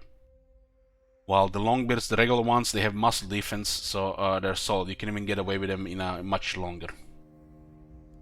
The longbeards honestly just lacking 1 or 2 technologies, probably around melee attack. Probably just like technology that gives them melee attack, and that's it. Because even the longbeards in the armies, you know, gets replaced later on. The longbeards in the garrisons have to fight some serious factions. Some factions they have received multiple buffs over the years. The ways to make the longbeards useful: double dip on the bell skills, and of course technologies. There are no technologies targeting the longbeard specifically with their battle performance, and their technologies buffing hammerers and ironbreakers specifically. So the longbeards have been a little bit forgotten on technology. They should have a buff on technology, like for example, look at this. Recruitment costs minus 5% for longbeards. This should probably give longbeards some stats. Militia training could also give some longbeards some stats, because you know those warriors later become longbeards. They should probably be reverted back to +5/+5. While then you have your ironbreakers with additional armor, additional melee defense. Then you have your hammers with additional 6 melee attack. You know, they're just missing 2 technology that buff them, specifically attack. They need 5 attack. Militia training should probably affect longbeards too, and that should be reverted to +5/+5. Or another thing that should probably exist in the game, the Hollow Oaths should probably just restrict the ironbreakers. Units like ironbreakers are incredibly powerful. You never really need more than 1 or 2 in the army, but we recruit them, you know, like they're the Dwarf Warriors. If this unit was restricted to 1 or 2 per building, it would be more than fine enough. The ironbreakers are ridiculously strong. It's just one of the best units in the game, and the fact you can just recruit them like this, increasing up, you wouldn't do anything. This unit is so fucking powerful. The only thing that can be done is just restrict them to 1 or 2 per building, or maybe 1 unit of ironbreakers per capital. If you have 1 unit of ironbreaker in the army and the rest are longbeards, you still have a powerful army. Even 1 or 2 ironbreakers in among your 6 battle line units with the rest longbeards is more to handle anything in the game. So this is your barracks building. Pretty much it's just going to use it in the early game. Once the early game passes, you're not going to use this anymore. There is the guild workshops. Your artillery building starts on tier 2. You have bolt throwers, guard throwers on tier 2. You have cannon thunderers on tier 3. You have your, you know, basically just unlock your units. Just, you know, a little bit straightforward, boring, just unlocking units, no other bonuses, buffs or anything. You need this to unlock the units. It's your core building for recruitment. This is how I do it in the capital. We basically have the guild workshops and the whole of your royal guard. We don't have the barracks. In the Mount Squeehorn, which is further away for the extra garrison of the rangers, you got the rangers building, and the beer enables the rangers, so we can recruit all the best dwarf units here. This is, in my opinion, the optimal setup for the recruitment in the Silver Road at a cost of 3 trade buildings. Which you don't really need higher income with extra trade buildings in the capital anyways.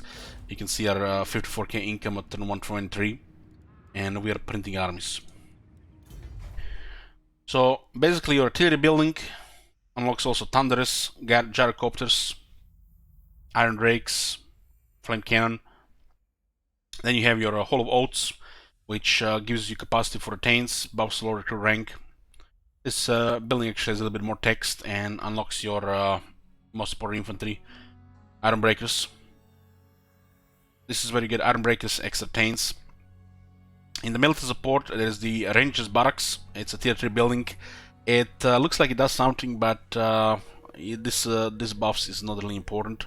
The Dwarfs don't have characters, the raw characters which have good line of sight, so you buff 100% on nothing really. They don't have a Goblin Big Boss, they don't have a Banshee, they don't have a Witch Hunter, so their sight sucks. They don't have vision on followers, nor vision on the skills, so you're buffing something that is very low. It's an oversight with the changes to line of sight.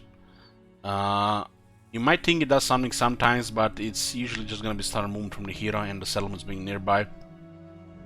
The only reason to build this is for the Bugman's Rangers, which is basically just a stronger version of Quarrelers. They have the same missile strength, but there is a difference in ammo and armor. This is a tactical unit, while this is your standard soldier crossbow unit. Bugman Rangers are just better because they have higher stats and better than auto-resolve. This is the reason to recruit them, not because of their tactical strengths.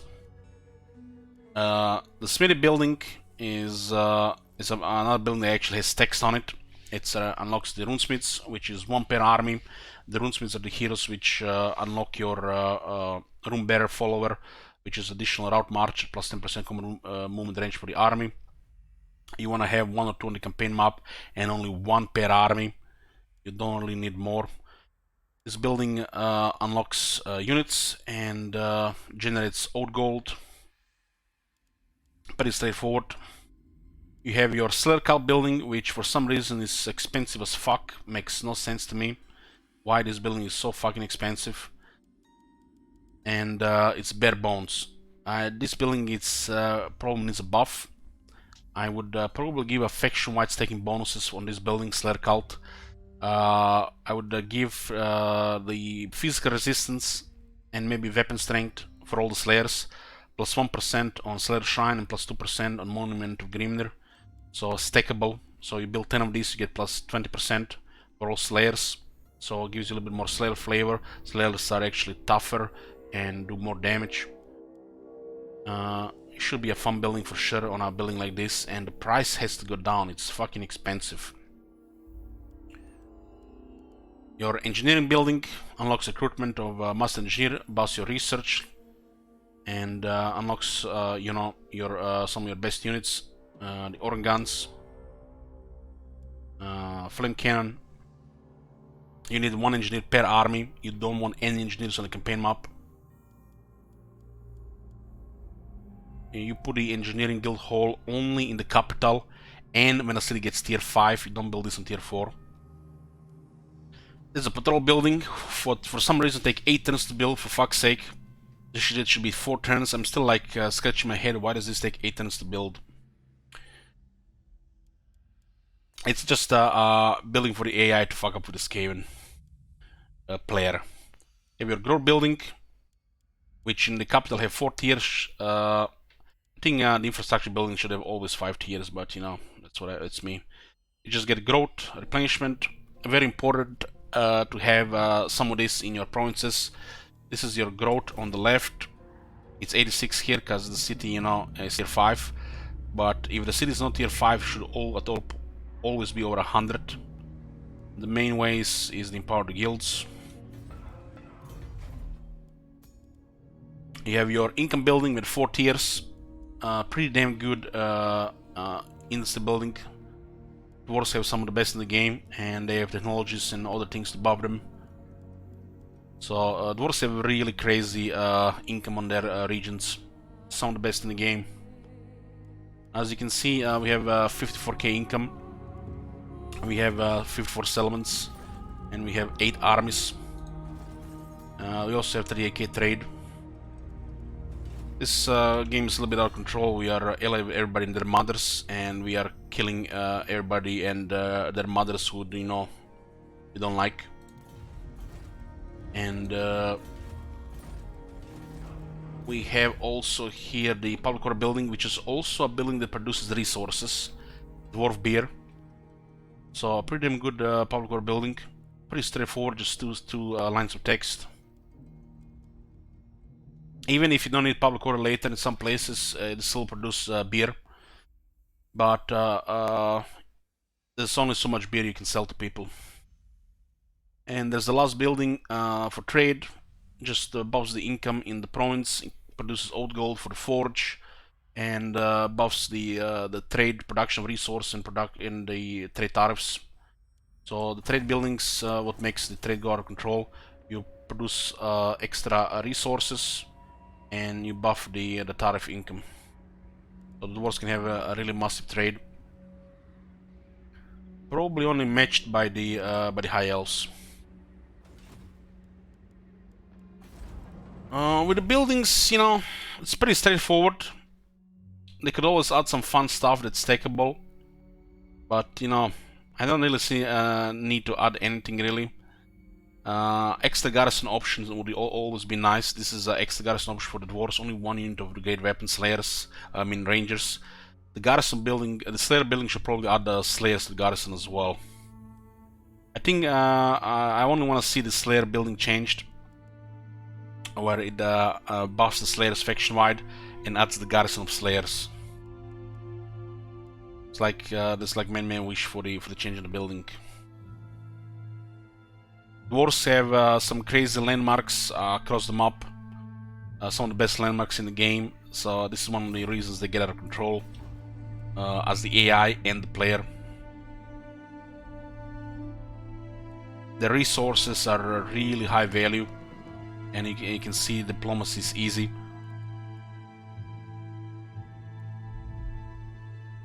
So building strictly pretty much just slayers getting garrison and faction bonuses, if you ask me.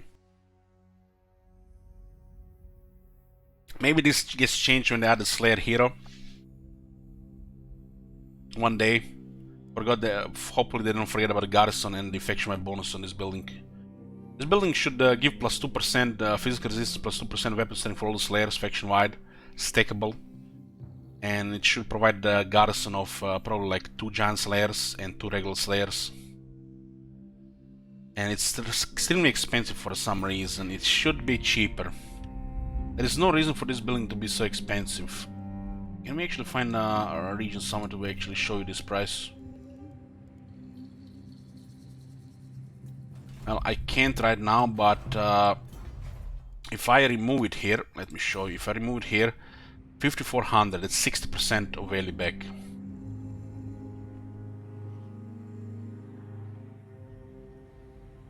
It tells you it costs 9,000 gold to build. 9,000.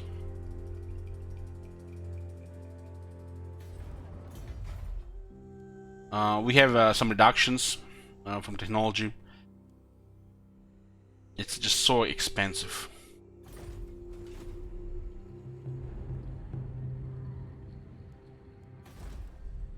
Let's get into the units. Let's get into the units. So, you already said about the Dwarf Warriors, just your solid battle line unit. Make sure to buff it with technologies, buff it with battle skills. With Dwarves, you just want to buff your units. That's the most important thing to do with Dwarves. Make sure your units have the best buffs possible. Skills, characters, technologies. The Dwarf Warriors Great Weapons a tier 3 unit. Dog shit. It's a multiplayer unit.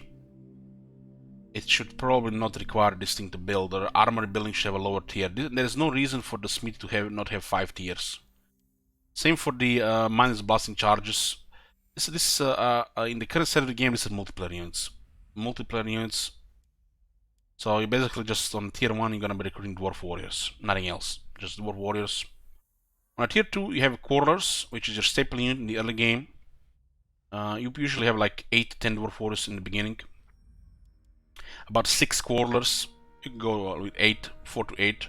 Later in the game they drop to like 1 to 4 with crossbow units. It's always good to have 1 or 2 in the army unless you specifically don't go with tactician battle skill. Just a staple unit early game. Range, range meta. The quarrelers get weapons, Kekvi. The longbeards basically an upgrade over the dwarf warriors.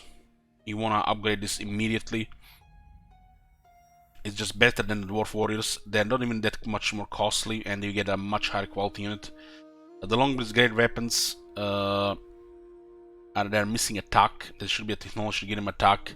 This is a unit which probably never going to recruit, multiplayer probably. So in the barracks you have dwarf warriors, you get quarrelers and the longbeards. You have your battle line unit, you have your range unit, and make sure they are buffed as possible. In guild workshops on tier 2, which you may build or you may not build at the beginning, the bolt thrower is bare bones. It's probably one of the most underwhelming, weakest units over the dwarves. I probably make it like the second weakest dwarf unit. Second weakest. I can't really talk shit about the miners, the tier 0 unit, It's, your first unit that's available to you, and their stats could be buffed. Pretty good for the emergency garrison. So can't really talk shit about miners. Miners as a tier 0 unit is pretty solid. Even if you're not going to, use them in the armies later. For emergencies, good. Well, the bolt throwers probably need more ammunition, and they maybe even need more entities. I could totally see a bolt thrower being a double entity. So having 8 entities. They're just not good enough. Not good enough, and they lack technology. There should be technology which improves their missile strength, maybe even anti-large bonus further, or even anti-infantry. It's just not a good unit. This unit needs buffs. There is never a reason to recruit a bolt thrower, while the grudge thrower is a really good unit. Tier 2 artillery unit is basically a dwarf version of a mortar with a better range. While it can't really shoot like a mortar, in most situations it shoots pretty similarly, and it has pretty nice explosion damage against the infantry. You can use this unit throughout the campaign. You don't even ever have to replace it. Great unit. Your early game army is probably just going to be dwarf warriors into longbeards with the quarrelers and the grudge throwers. On a tier 3 you have cannons, which is long range anti-large units which can also kill a lot of infantry. The main downside of artillery, like the grudge throwers and especially cannons, is the reload times. Cannon has nearly 20 seconds reload time. With experience, technology and master engineer, you can shoot way more often. And unless a cannon is veteran fully buffed, it's not really that good. So there is not really a big deal if you ignore cannons. But if you decide to go for cannons and you work through them to the veteran rank, you're not gonna regret it, and you can use it throughout the campaign. You have Thunderers, which is the gunpowder unit.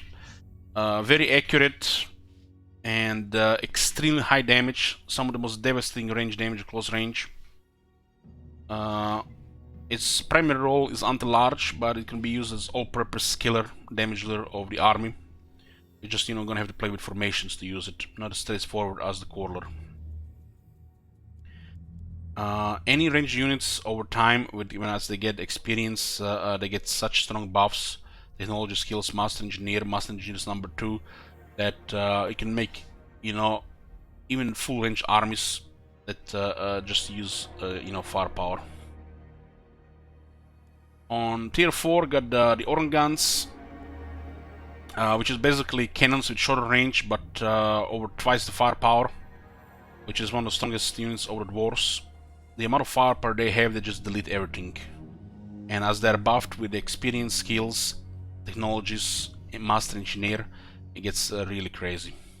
The range of these units can also be increased. It's pretty much one of your core units in the army, with the iron breakers and the thunderous scorelers, your crossbows and guns. Iron Drakes is one of those units, there's a lot of fun, just like a little bit range. Has really crazy damage potential against the infantry, but it's not very convenient to use because you have to get in position, and you have like 10 other units which can only do damage before Iron Drakes ever have to get positioned. It's pretty damn good in auto resolve on max experience, max buffs. You could use it to a great effect, but there are units which just do their job better. I think the Iron Drakes should get a range buff, probably 100 range. There are the Iron Drakes Straw Hammer Torpedo, the anti-large variant, should probably get the range buff to 120. But otherwise, this unit looks just really bad compared to the Thunderers.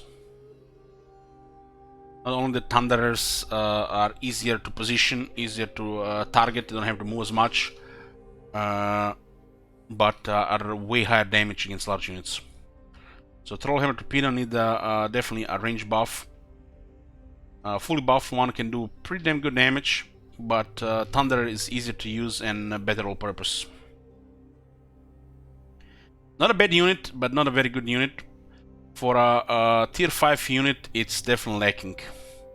Dwarf tier 5 units are kind of a meme.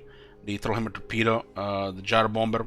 The Flame Cannon got buffed so many fucking times that it actually became a great unit. You have the Gyrocopter, one of the flying units. It's overkill against infantry. Could be easily used instead of one of the tactician units, one of the Quarterless, one of the Thunderers, and just micro them in the air. The only downside is it requires a lot of your attention on the battlefield. You might forget about them for a second and they get shot 3-4 times, they're dead. But if the enemy cannot counter them, it will feel like cheese. But, you can't shoot in the air, you're fucked. So, Gyrocopters, great units, just require a lot of, battlefield awareness and micro time. Since they're flying, they're much easier to use than some other units which require a lot of your micro time, like chariots, for example.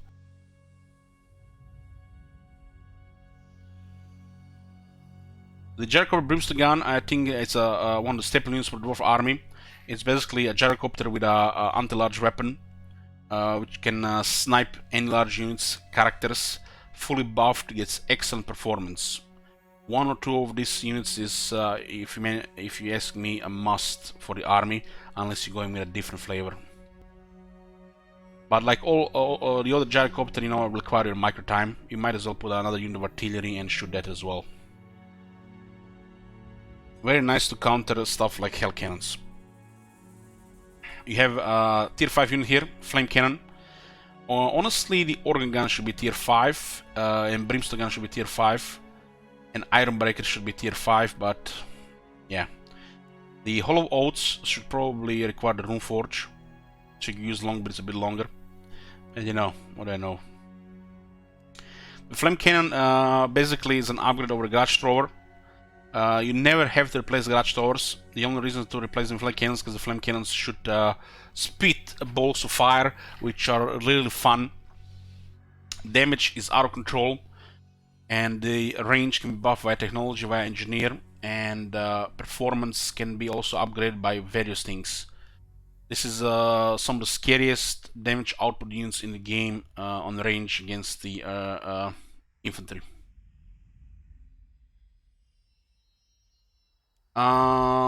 Example of a Dwarf late game army, there you go.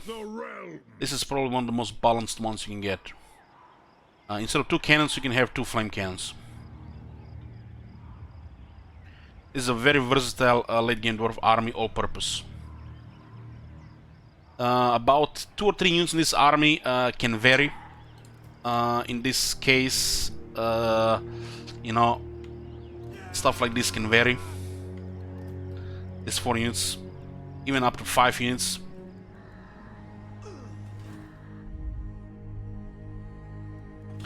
We have the Gyro Bomber. It's the worst tier 5 unit in the game. Absolute trash dog shit tier. And the amount of effort and the patching it went in this unit, and it's still garbage. It's just unbelievable. It just boggles the mind what these people are doing.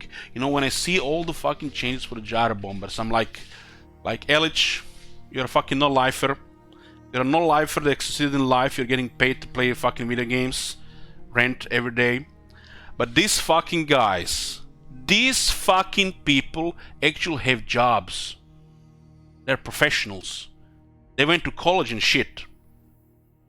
And they're getting paid to patch the Gyro Bomber. I want their job!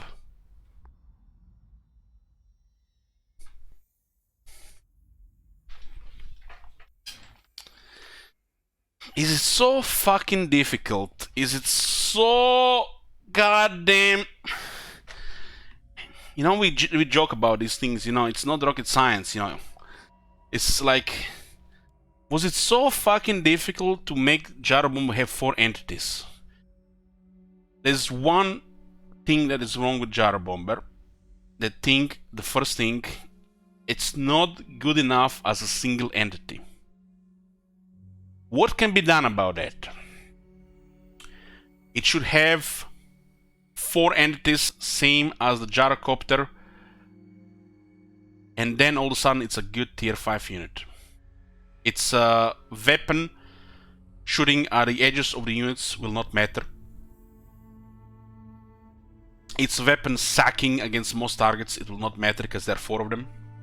Its bombs disadvantage will not matter because you actually have 4 of them shooting bombs. 1 with multiple bombs or 4 with multiple bombs, you know, math is hard. The bombs on Gyro Bomber are a little bit stronger, but that's not the point. Dwarfs have a million ways to kill infantry. As a single entity, it better be a flying fucking fortress. Just give him some steroids, give him some mass, give him another 2 guns, a little bit more bombs. Just increase its size. It's so fucking pathetic how easy this unit is to destroy with the most basic fucking range units in the game. I'm talking fucking Night Runners. Skaven Slip Slingers, for fuck's sake. Give it some proper defenses, proper range guns, proper bombs, or just make it 4 entities. It's that simple.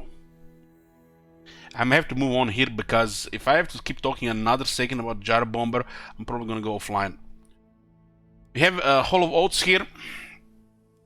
We have Hammers, which have pretty damn good stats, but the Dwarf in the late game and how the melee is in this game, meaning the enemy has too much melee defense for these units to be effective. You can buff these units to be very effective, but you can just use a unit of Iron Breakers and have a tougher unit that does just less damage.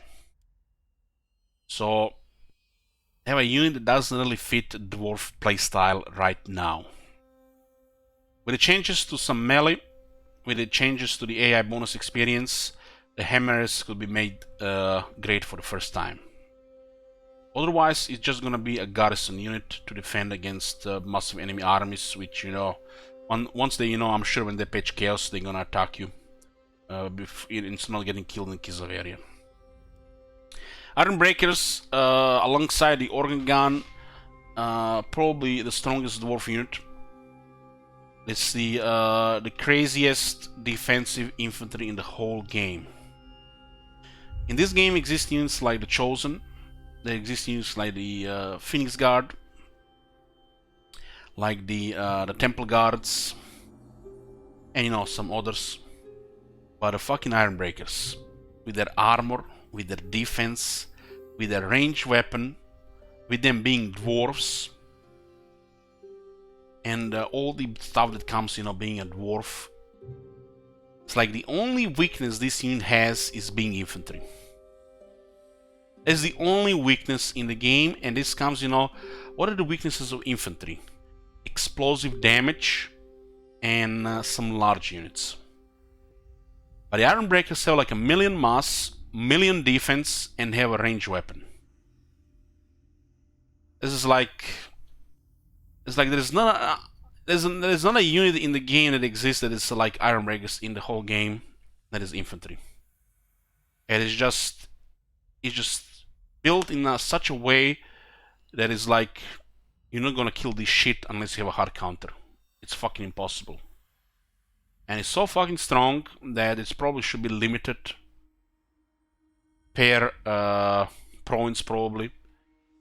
The longbirds are still pretty good to use. Mix them with Iron Breakers. If you have 1 or 2 Iron Breakers in the army, it's crazy powerful.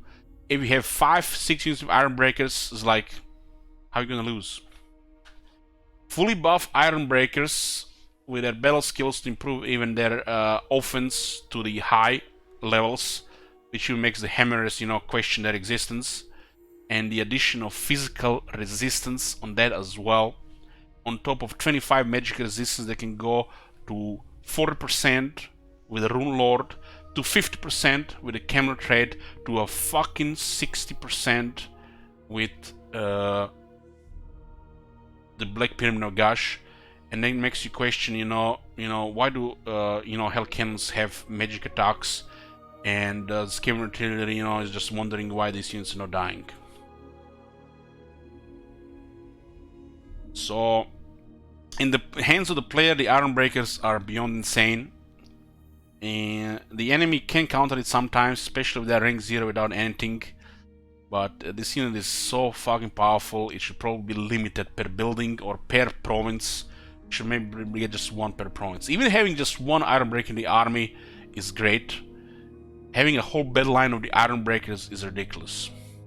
In the lore, when I read the book Legend of Sigmar, there were the Iron Breakers of Karazakarak helping with the Battle of Middenheim, and when I read it, the way they explained it, the way I remember, is that it's like they're a fucking unit of Terminators in a Space Marine battle. They just go left and right, like they're winning battles on their own. They're just turning the tide of battle. 1 fucking regiment. They don't even go with the rest of the army. And the fact you can just put 5-6 on the battlefield, they can be rank 9, battle skills, technologies, even fucking runesmith rune abilities is just beyond absurd. What's the book called? It's the second book in the Legend of Sigmar series. I think it's called The Empire. Legend of Sigmar has 3 books, and it's the second one that has this battle. Anyways, the Iron Breakers is the reason to fucking get up in the morning, to wait, to go to the next day, to get the next DLC so you can play the Dwarfs again. And it's like we are happy that they exist. It gives meaning to our meaningless lives. It's just that much fun. It's like, it's the reason why people keep playing Dwarfs. But sometimes you wish like the unit of Iron Breakers could actually get into a position where they are actually outnumbered, when they actually have to fight, like it's supposed to be. But it's usually the other way around. You just turn the enemy army into Swiss cheese, and when they get close to the Iron Breakers, they just get blown up to a million pieces. Or it's just auto-resolve, auto-resolve, auto-resolve, auto-resolve, auto-resolve, auto-resolve, auto-resolve, auto-resolve, auto-resolve. The limit of the Iron Breakers would actually not make the Dwarfs worse, but would make the Dwarfs fucking better, because the Iron Breakers would actually start to get their value in battles, mixed with the Longbeards. The Iron Breakers is another unit that's supposed to be used more than a couple of an army, unless you have a great Dwarf Empire. It's more of a thing like you put 1 per army, and it's just like, the AI might just focus it, the AI might just ignore it, so you might want to put another one, and that's it. Even the Longbeards, are pretty damn good, while the Iron Breakers, You know, the Longbeards make the Dwarf Warriors look bad, and the Dwarf Warriors already great. And then the Ironbreakers, you know, they make the Longbeards, you know, look even worse.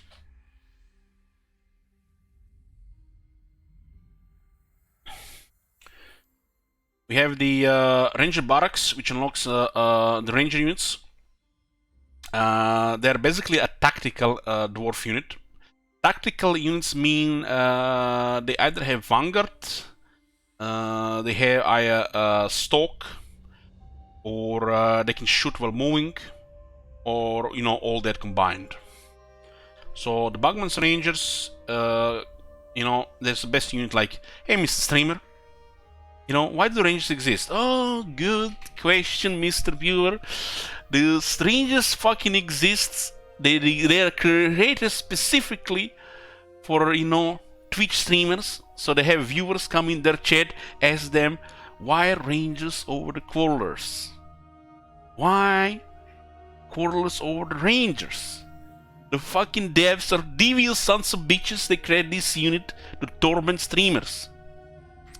So, if somebody better clip this shit and put it in the Ranger command, because I'm gonna kill somebody next time they ask me this question. So the Bugman Rangers is a tactical unit, which means they have Vanguard and they have Stalk. They move hidden on the battlefield, anywhere on the battlefield, and they hit where it hurts. Usually it's not natural to the Dwarves because they are using fighting information, but it could be useful hitting at the flanks or targeting the enemy artillery. They have regeneration, they have the same cross of the Quarrelers, but they have 2 less ammo and only half the armor. They have more health, they have regen, and they fight better than Dwarf Warriors. The regular Rangers are worse than Quarrelers. Don't use them. Multiplayer unit. The Rangers' great weapons is for the special amount of boys that want to play variety games. Okay, so that's it for the Rangers. We have Slayers, which is not a bad unit. Never fucking was, but there were these things called back in the day, you know, Slayer memes. This is elite unit, but they're naked. They're fucking naked. You know, they're not naked Schwarzenegger in the Terminator. You know, they're just like naked Captain America without a shield. You know? So they take a lot of damage. They start dying. But they still have great performance when applied against the right units. And they run fast. Faster than the rest of your army. So you put them in the spots where you can expect the enemy to go around you. If you're not one of them corner campers, right next to the artillery. If the enemy is gonna fly in with a Terrorgeist or a Dragon, send in the Slayers, shoot with the guns. Easy game, easy life. It is an elite unit with very high offense, some of the highest offense and melee units in the game, and they kill shit. They die, but they still kill shit. If you wanna play crazy Slayers, play Karakadrin.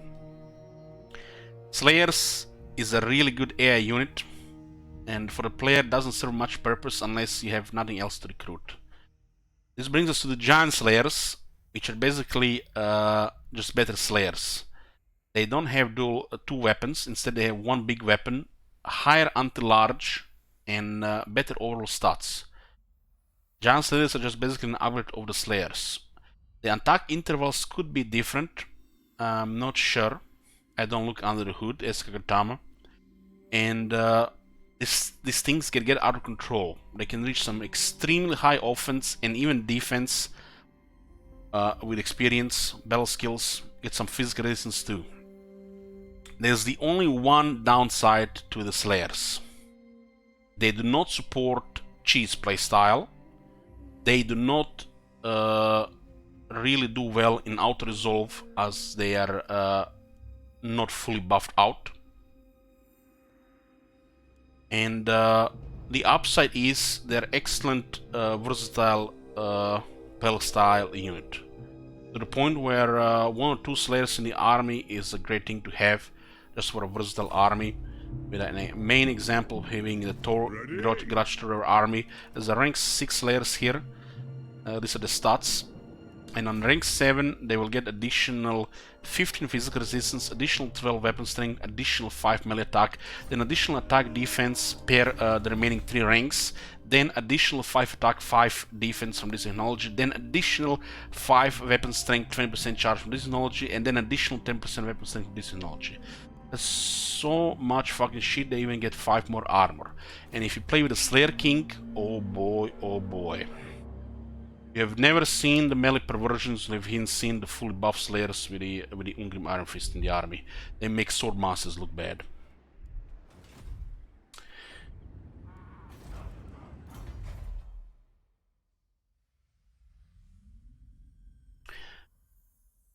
When putting a Slayer into a battle, into an engagement, how is the best this unit used? Supported by another unit. Runesmith, Lord, Ironbreaker, Thunderer, any other unit. On their own, they will just chase off some units. They can win a one-on-one engagement. Don't think you can send a unit of giant slayers into 3 pigs and they will win. They will destroy a unit of pigs. They will have a stalemate against 2 pigs, and they'll get slaughtered against 3 pigs. You have to consider when using a slayer. Do I sending slayers to their doom, or do I want to keep this slayer after the battle?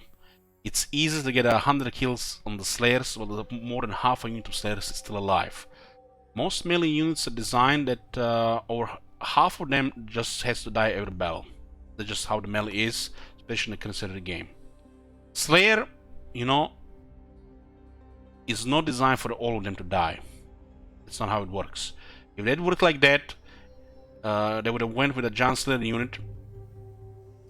You send the slayers in the battle, and at the end of the battle, if you had the slayer in the army, they're just replenished if you won the battle. No, but you have to, you know, consider 2 things. You're sending them to their doom, or you're sending them just to fight off a stronger enemy that the other units can fight themselves. It's easy. It's fucking easy to keep the slayers alive. Battlefield awareness. Get good. Don't think they're gonna win battles on their own. Like any other unit in melee, they need help. You're playing legend difficulty, not an easy.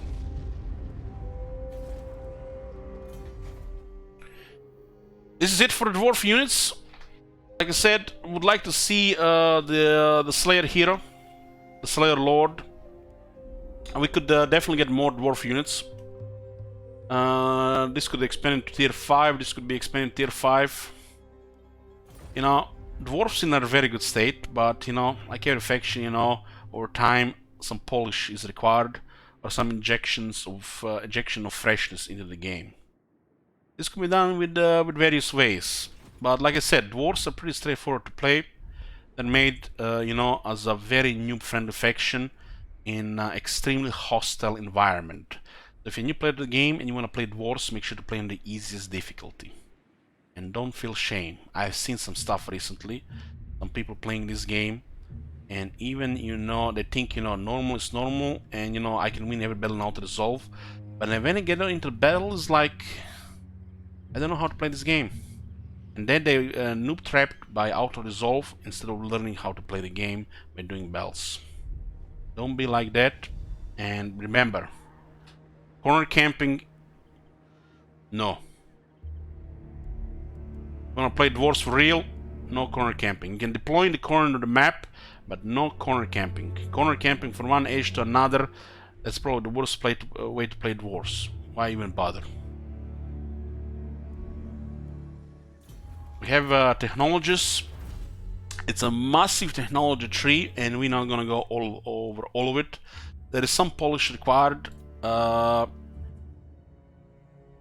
If they don't touch this technology tree, it's fine.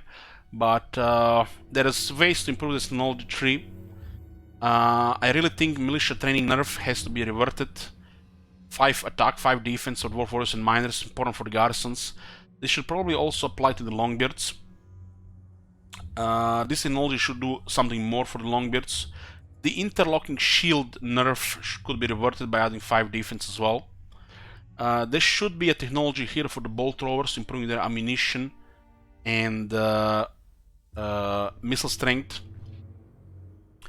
If they want to make some cool, fun stuff, they should put technology here for double entities on Bolt Thrower. All in all, it's a pretty good technology tree. It's a massive technology tree, so you know, it tells you the dwarves progress slow, but you know, when they get there, they get a lot of stuff.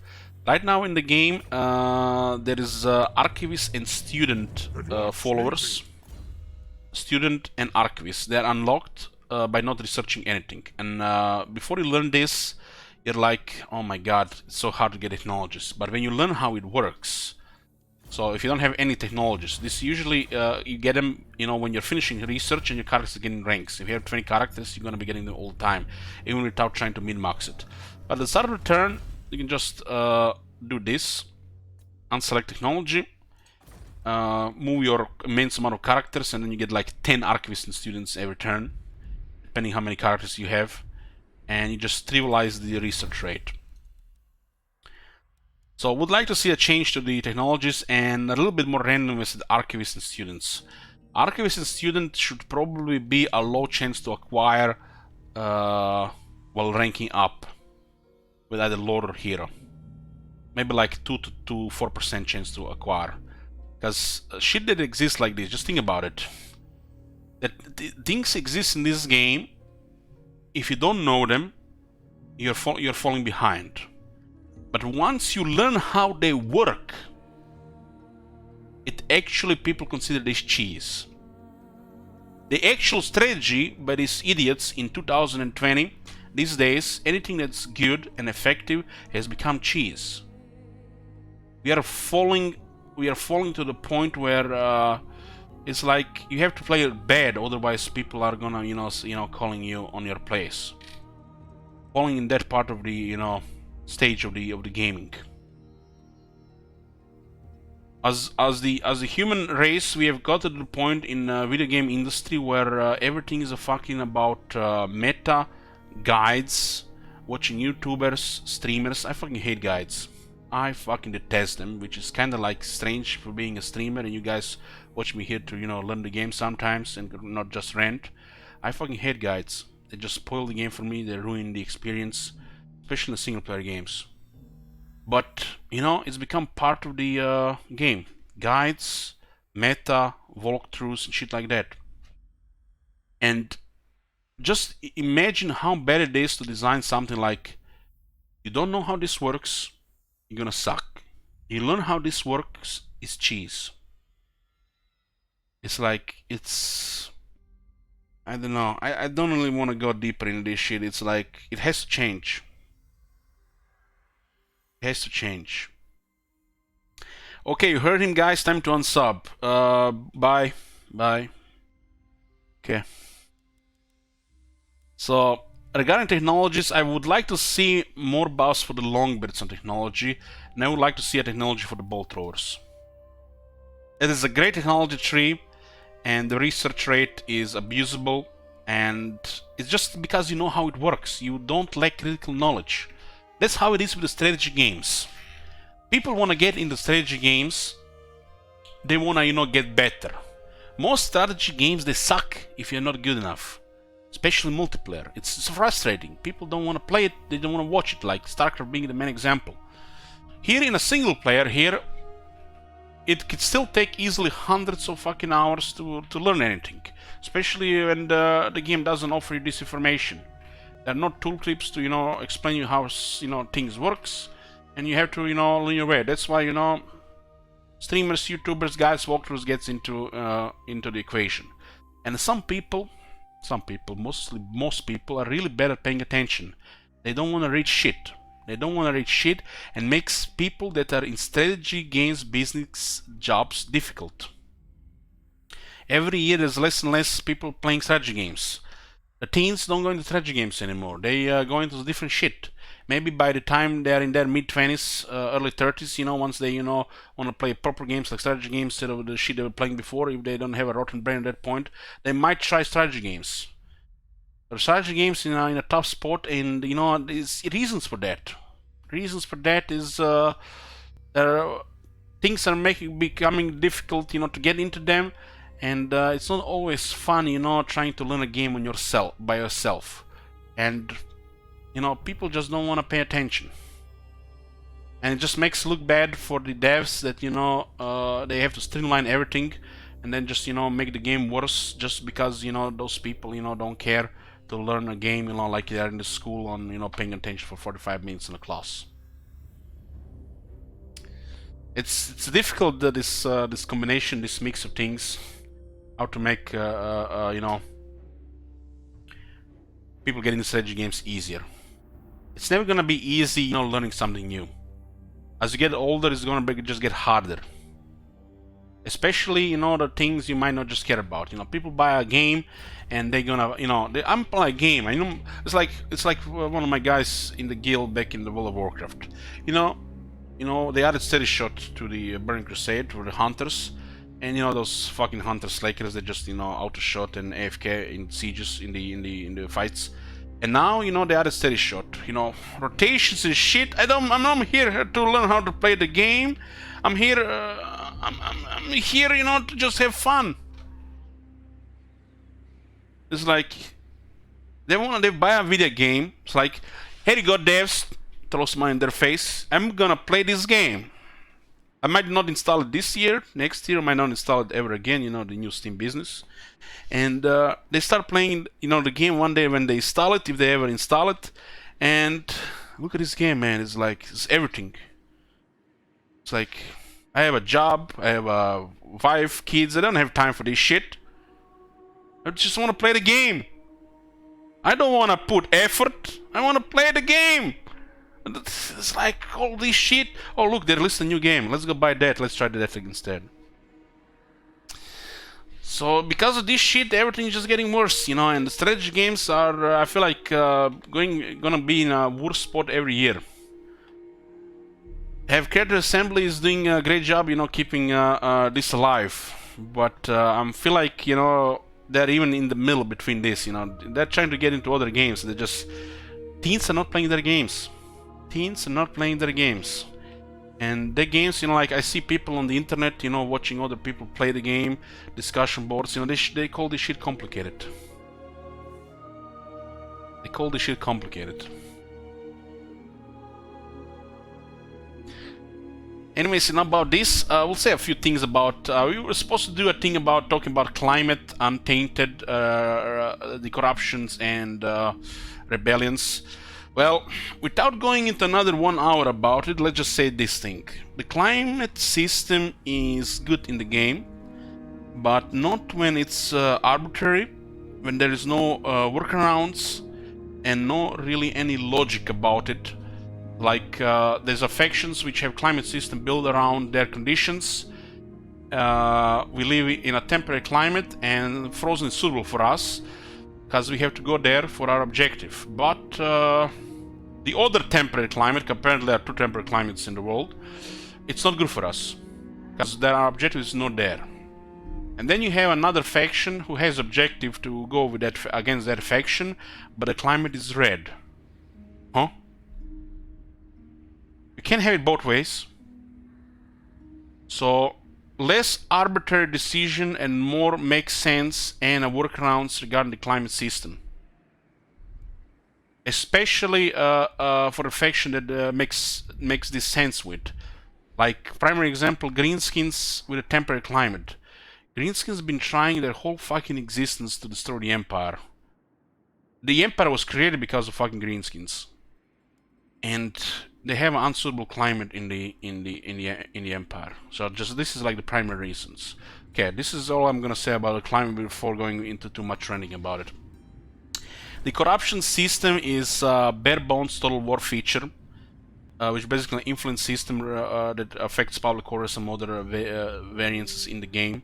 The corruption system should probably have one of its own icons here or here, which open a big window like this. Then it tells you one line: untainted, vampiric corruption, scheming corruption, chaos corruption, what they do on each stage. And of course each stage should have more depth, with the chaos corruption being the worst.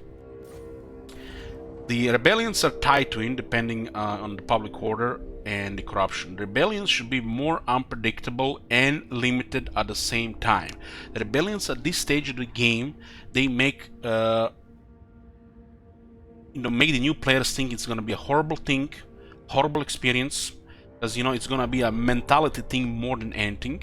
While anybody who knows how the game works, rebellions are highly fucking abusable and add zero difficulty to the game. They just make the game tedious and easier at the same time. There has to be a balance between tedium and difficulty when it comes to rebellions. The rebellions should be more unpredictable, meaning if you reach to a negative point, like 75 to 100, there's a chance every turn for rebellion to happen, with the thing that 20 turns it might not happen, and when the rebellion happens, there should be another window of time before the next rebellion happens. There should be a mix between the tedium and the difficulty, and not between a tedium and abusable.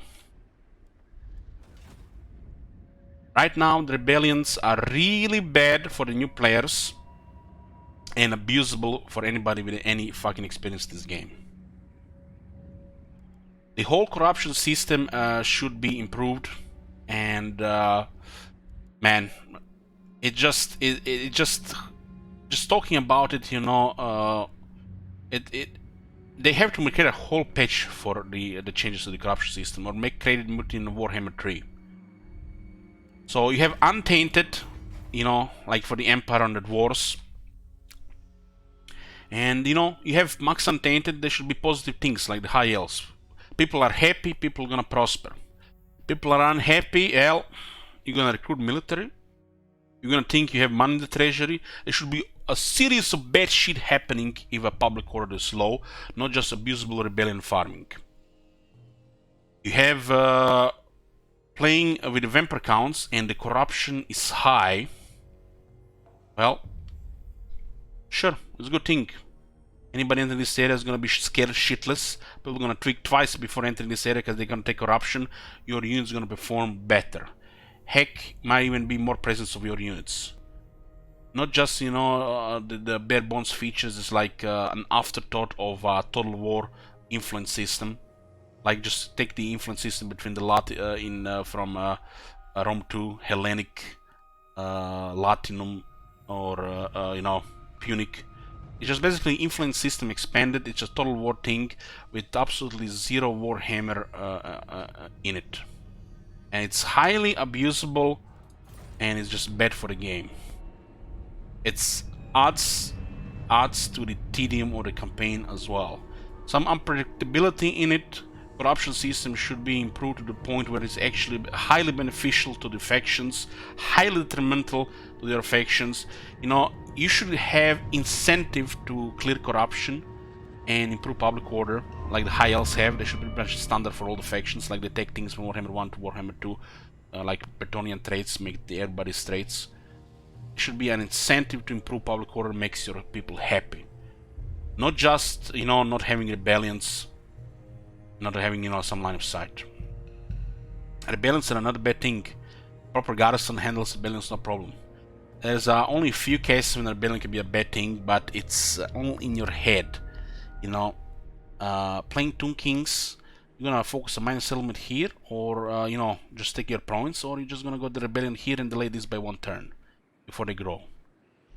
Rebellions, bad for the new players, abusable for the experienced players. It's the system that has to change, and the corruption system should be expanded. The climate system should be less arbitrary. There should be workarounds, improvements in various ways between the races. Probably every faction should have ways to improve climate through via either technology or event. There should be more events regarding to public order, rebellions, corruption. It's like total bare bones compared to what is currently right now. It's like just total bare bones, half-assing afterthoughts. It's like don't even get me started on the chaos corruption. The chaos corruption is so fucking bad. I'm just like forcing myself to play Cult of Pleasure. How bad it is. I just look at it. I just look at the chaos corruption and it makes me physically weak, makes me sick. And it's been what, how many years now? Not it got better over the years. They improved various things on the campaign map for the various factions, but they have not touched the chaos corruption. The most powerful force in the Warhammer universe, chaos, is fucking dog shit in this game. So, climate system, corruption, rebellions, this is all tied into it with the public order. This whole system needs a big rework. This is all in the same category, which you're probably not gonna see in Warhammer 2, maybe in a Warhammer 3. The things that have to go with this is distance between the factions as well. It's one thing, you know, having neighbors on land, but when you have a fucking continent in the middle of the sea with barely any water, you start questioning, it's like, you know, how is this even possible? Why is this even why is it even an island here and not just attached to the other place? It's clear that they're trying to expand the map, but the ult one is becoming more clear. Every updated ult one is like, there should be more water, like 2 inches of water here, 2 inches of water here, another 2 inches of water here. Ult one should actually feel like an island, not like it fell from the sky and you know, just, you know, turned sea into an island chain.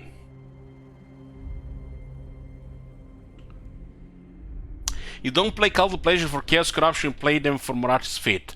You don't play Cult of Pleasure for Chaos Corruption or Morati's Fate, you play them for the chat's fetish of this Morati Fate. So they can just spam, you know, emotes.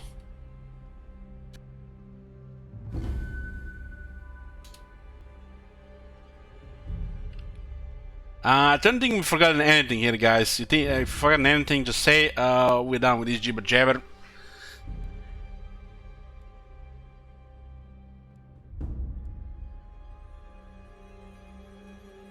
Jibber Jabber.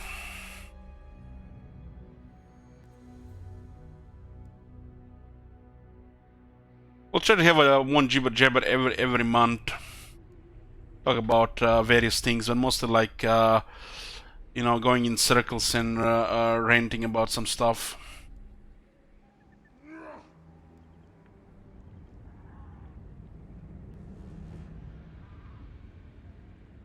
Backup plan if Karazakara gets destroyed. Yeah, the Warhammer 1 factions don't have plan B. So if Koron, Reichland, Karazakarak, they get destroyed, the other ones cannot unite the other dwarfs, while any Skaven faction can unite other Skaven. So if Karazakaras get defeated, if the Clan Angrund or Karakadnar are in the game, they should be able to unite other dwarves. Karakadn is a faction as the AI. It's pretty weak, with really only existing to be confederate by the Karazakarak. Same feels for Clan Angrund. We said all the many times, like the only way they're gonna fix the snowball right now is if they, you know, rework confederations or remove confederations in their entirety. The confederations become really bad for the game. There's too much snowball, and there has to be some kind of expansionist penalty as you expand as well. So you can actually be in a living world with lots of people and not just, you know, the answer to everything, just conquer. And when this is the answer for everything, the AI does it as well, and just huge swathes of mobs are disappearing without any challenge for some factions, like sometimes happens with Clan Morse or Dark Hells or the Empire. You know, it has to be some kind of, you know, balance in the system in place for that. We still have 2 more campaigns here. I opened some challenge campaign, another one. We have a Dwarf challenge campaign. Karazakarak with no barracks. That's gonna be extreme one.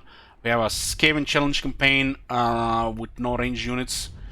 The community challenges for the shekels are pretty much there for 2 or 3 months if they get completed. Most of them are gonna get extended, but right now I feel like pretty burnt out on the game.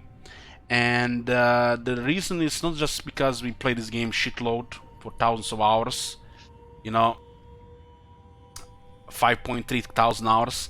The main fucking reason is going year after year and still seeing the same issue in the game. But the first thing is game crashing, saves corrupting, and have to restart campaigns. If we never had any fucking crashing, save corrupting, I would have probably had even more hours playing this game, like unhealthy levels. But these things are the main issues with the game. Crashings has been happening more and more lately. Save corruptions still exist. It's like main problem for the game on legendary difficulty. And the fact we had to restart the Karazakara campaign to play it again because of crashing, it's causing some serious fucking burnout. Serious burnout. I'm just bored some days. I'm just so fucking bored some days and feel like not playing anything, and I could easily play another 6, 7, 8 hours of Total War. But you know, just thinking about it, how, you know, the game can corrupt or crash, you know, randomly, is just, it's starting to be kind of like bad for my health. It's starting to affect me, guys.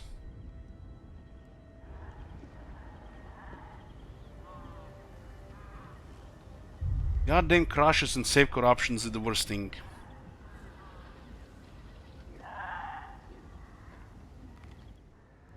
What kind of expansion penalty would work for Warhammer? Could be a distance to capital, or it just could be just the size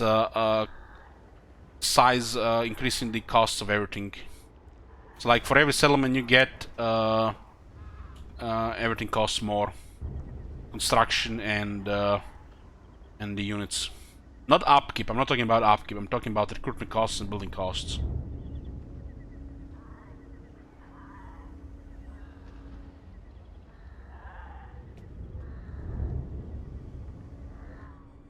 These systems have to be balanced and well thought of. You just can't put them in the game and, you know, think they're gonna work. You know, it's like, it feels like half-assing has become, you know, the new standard for them. So it's hard.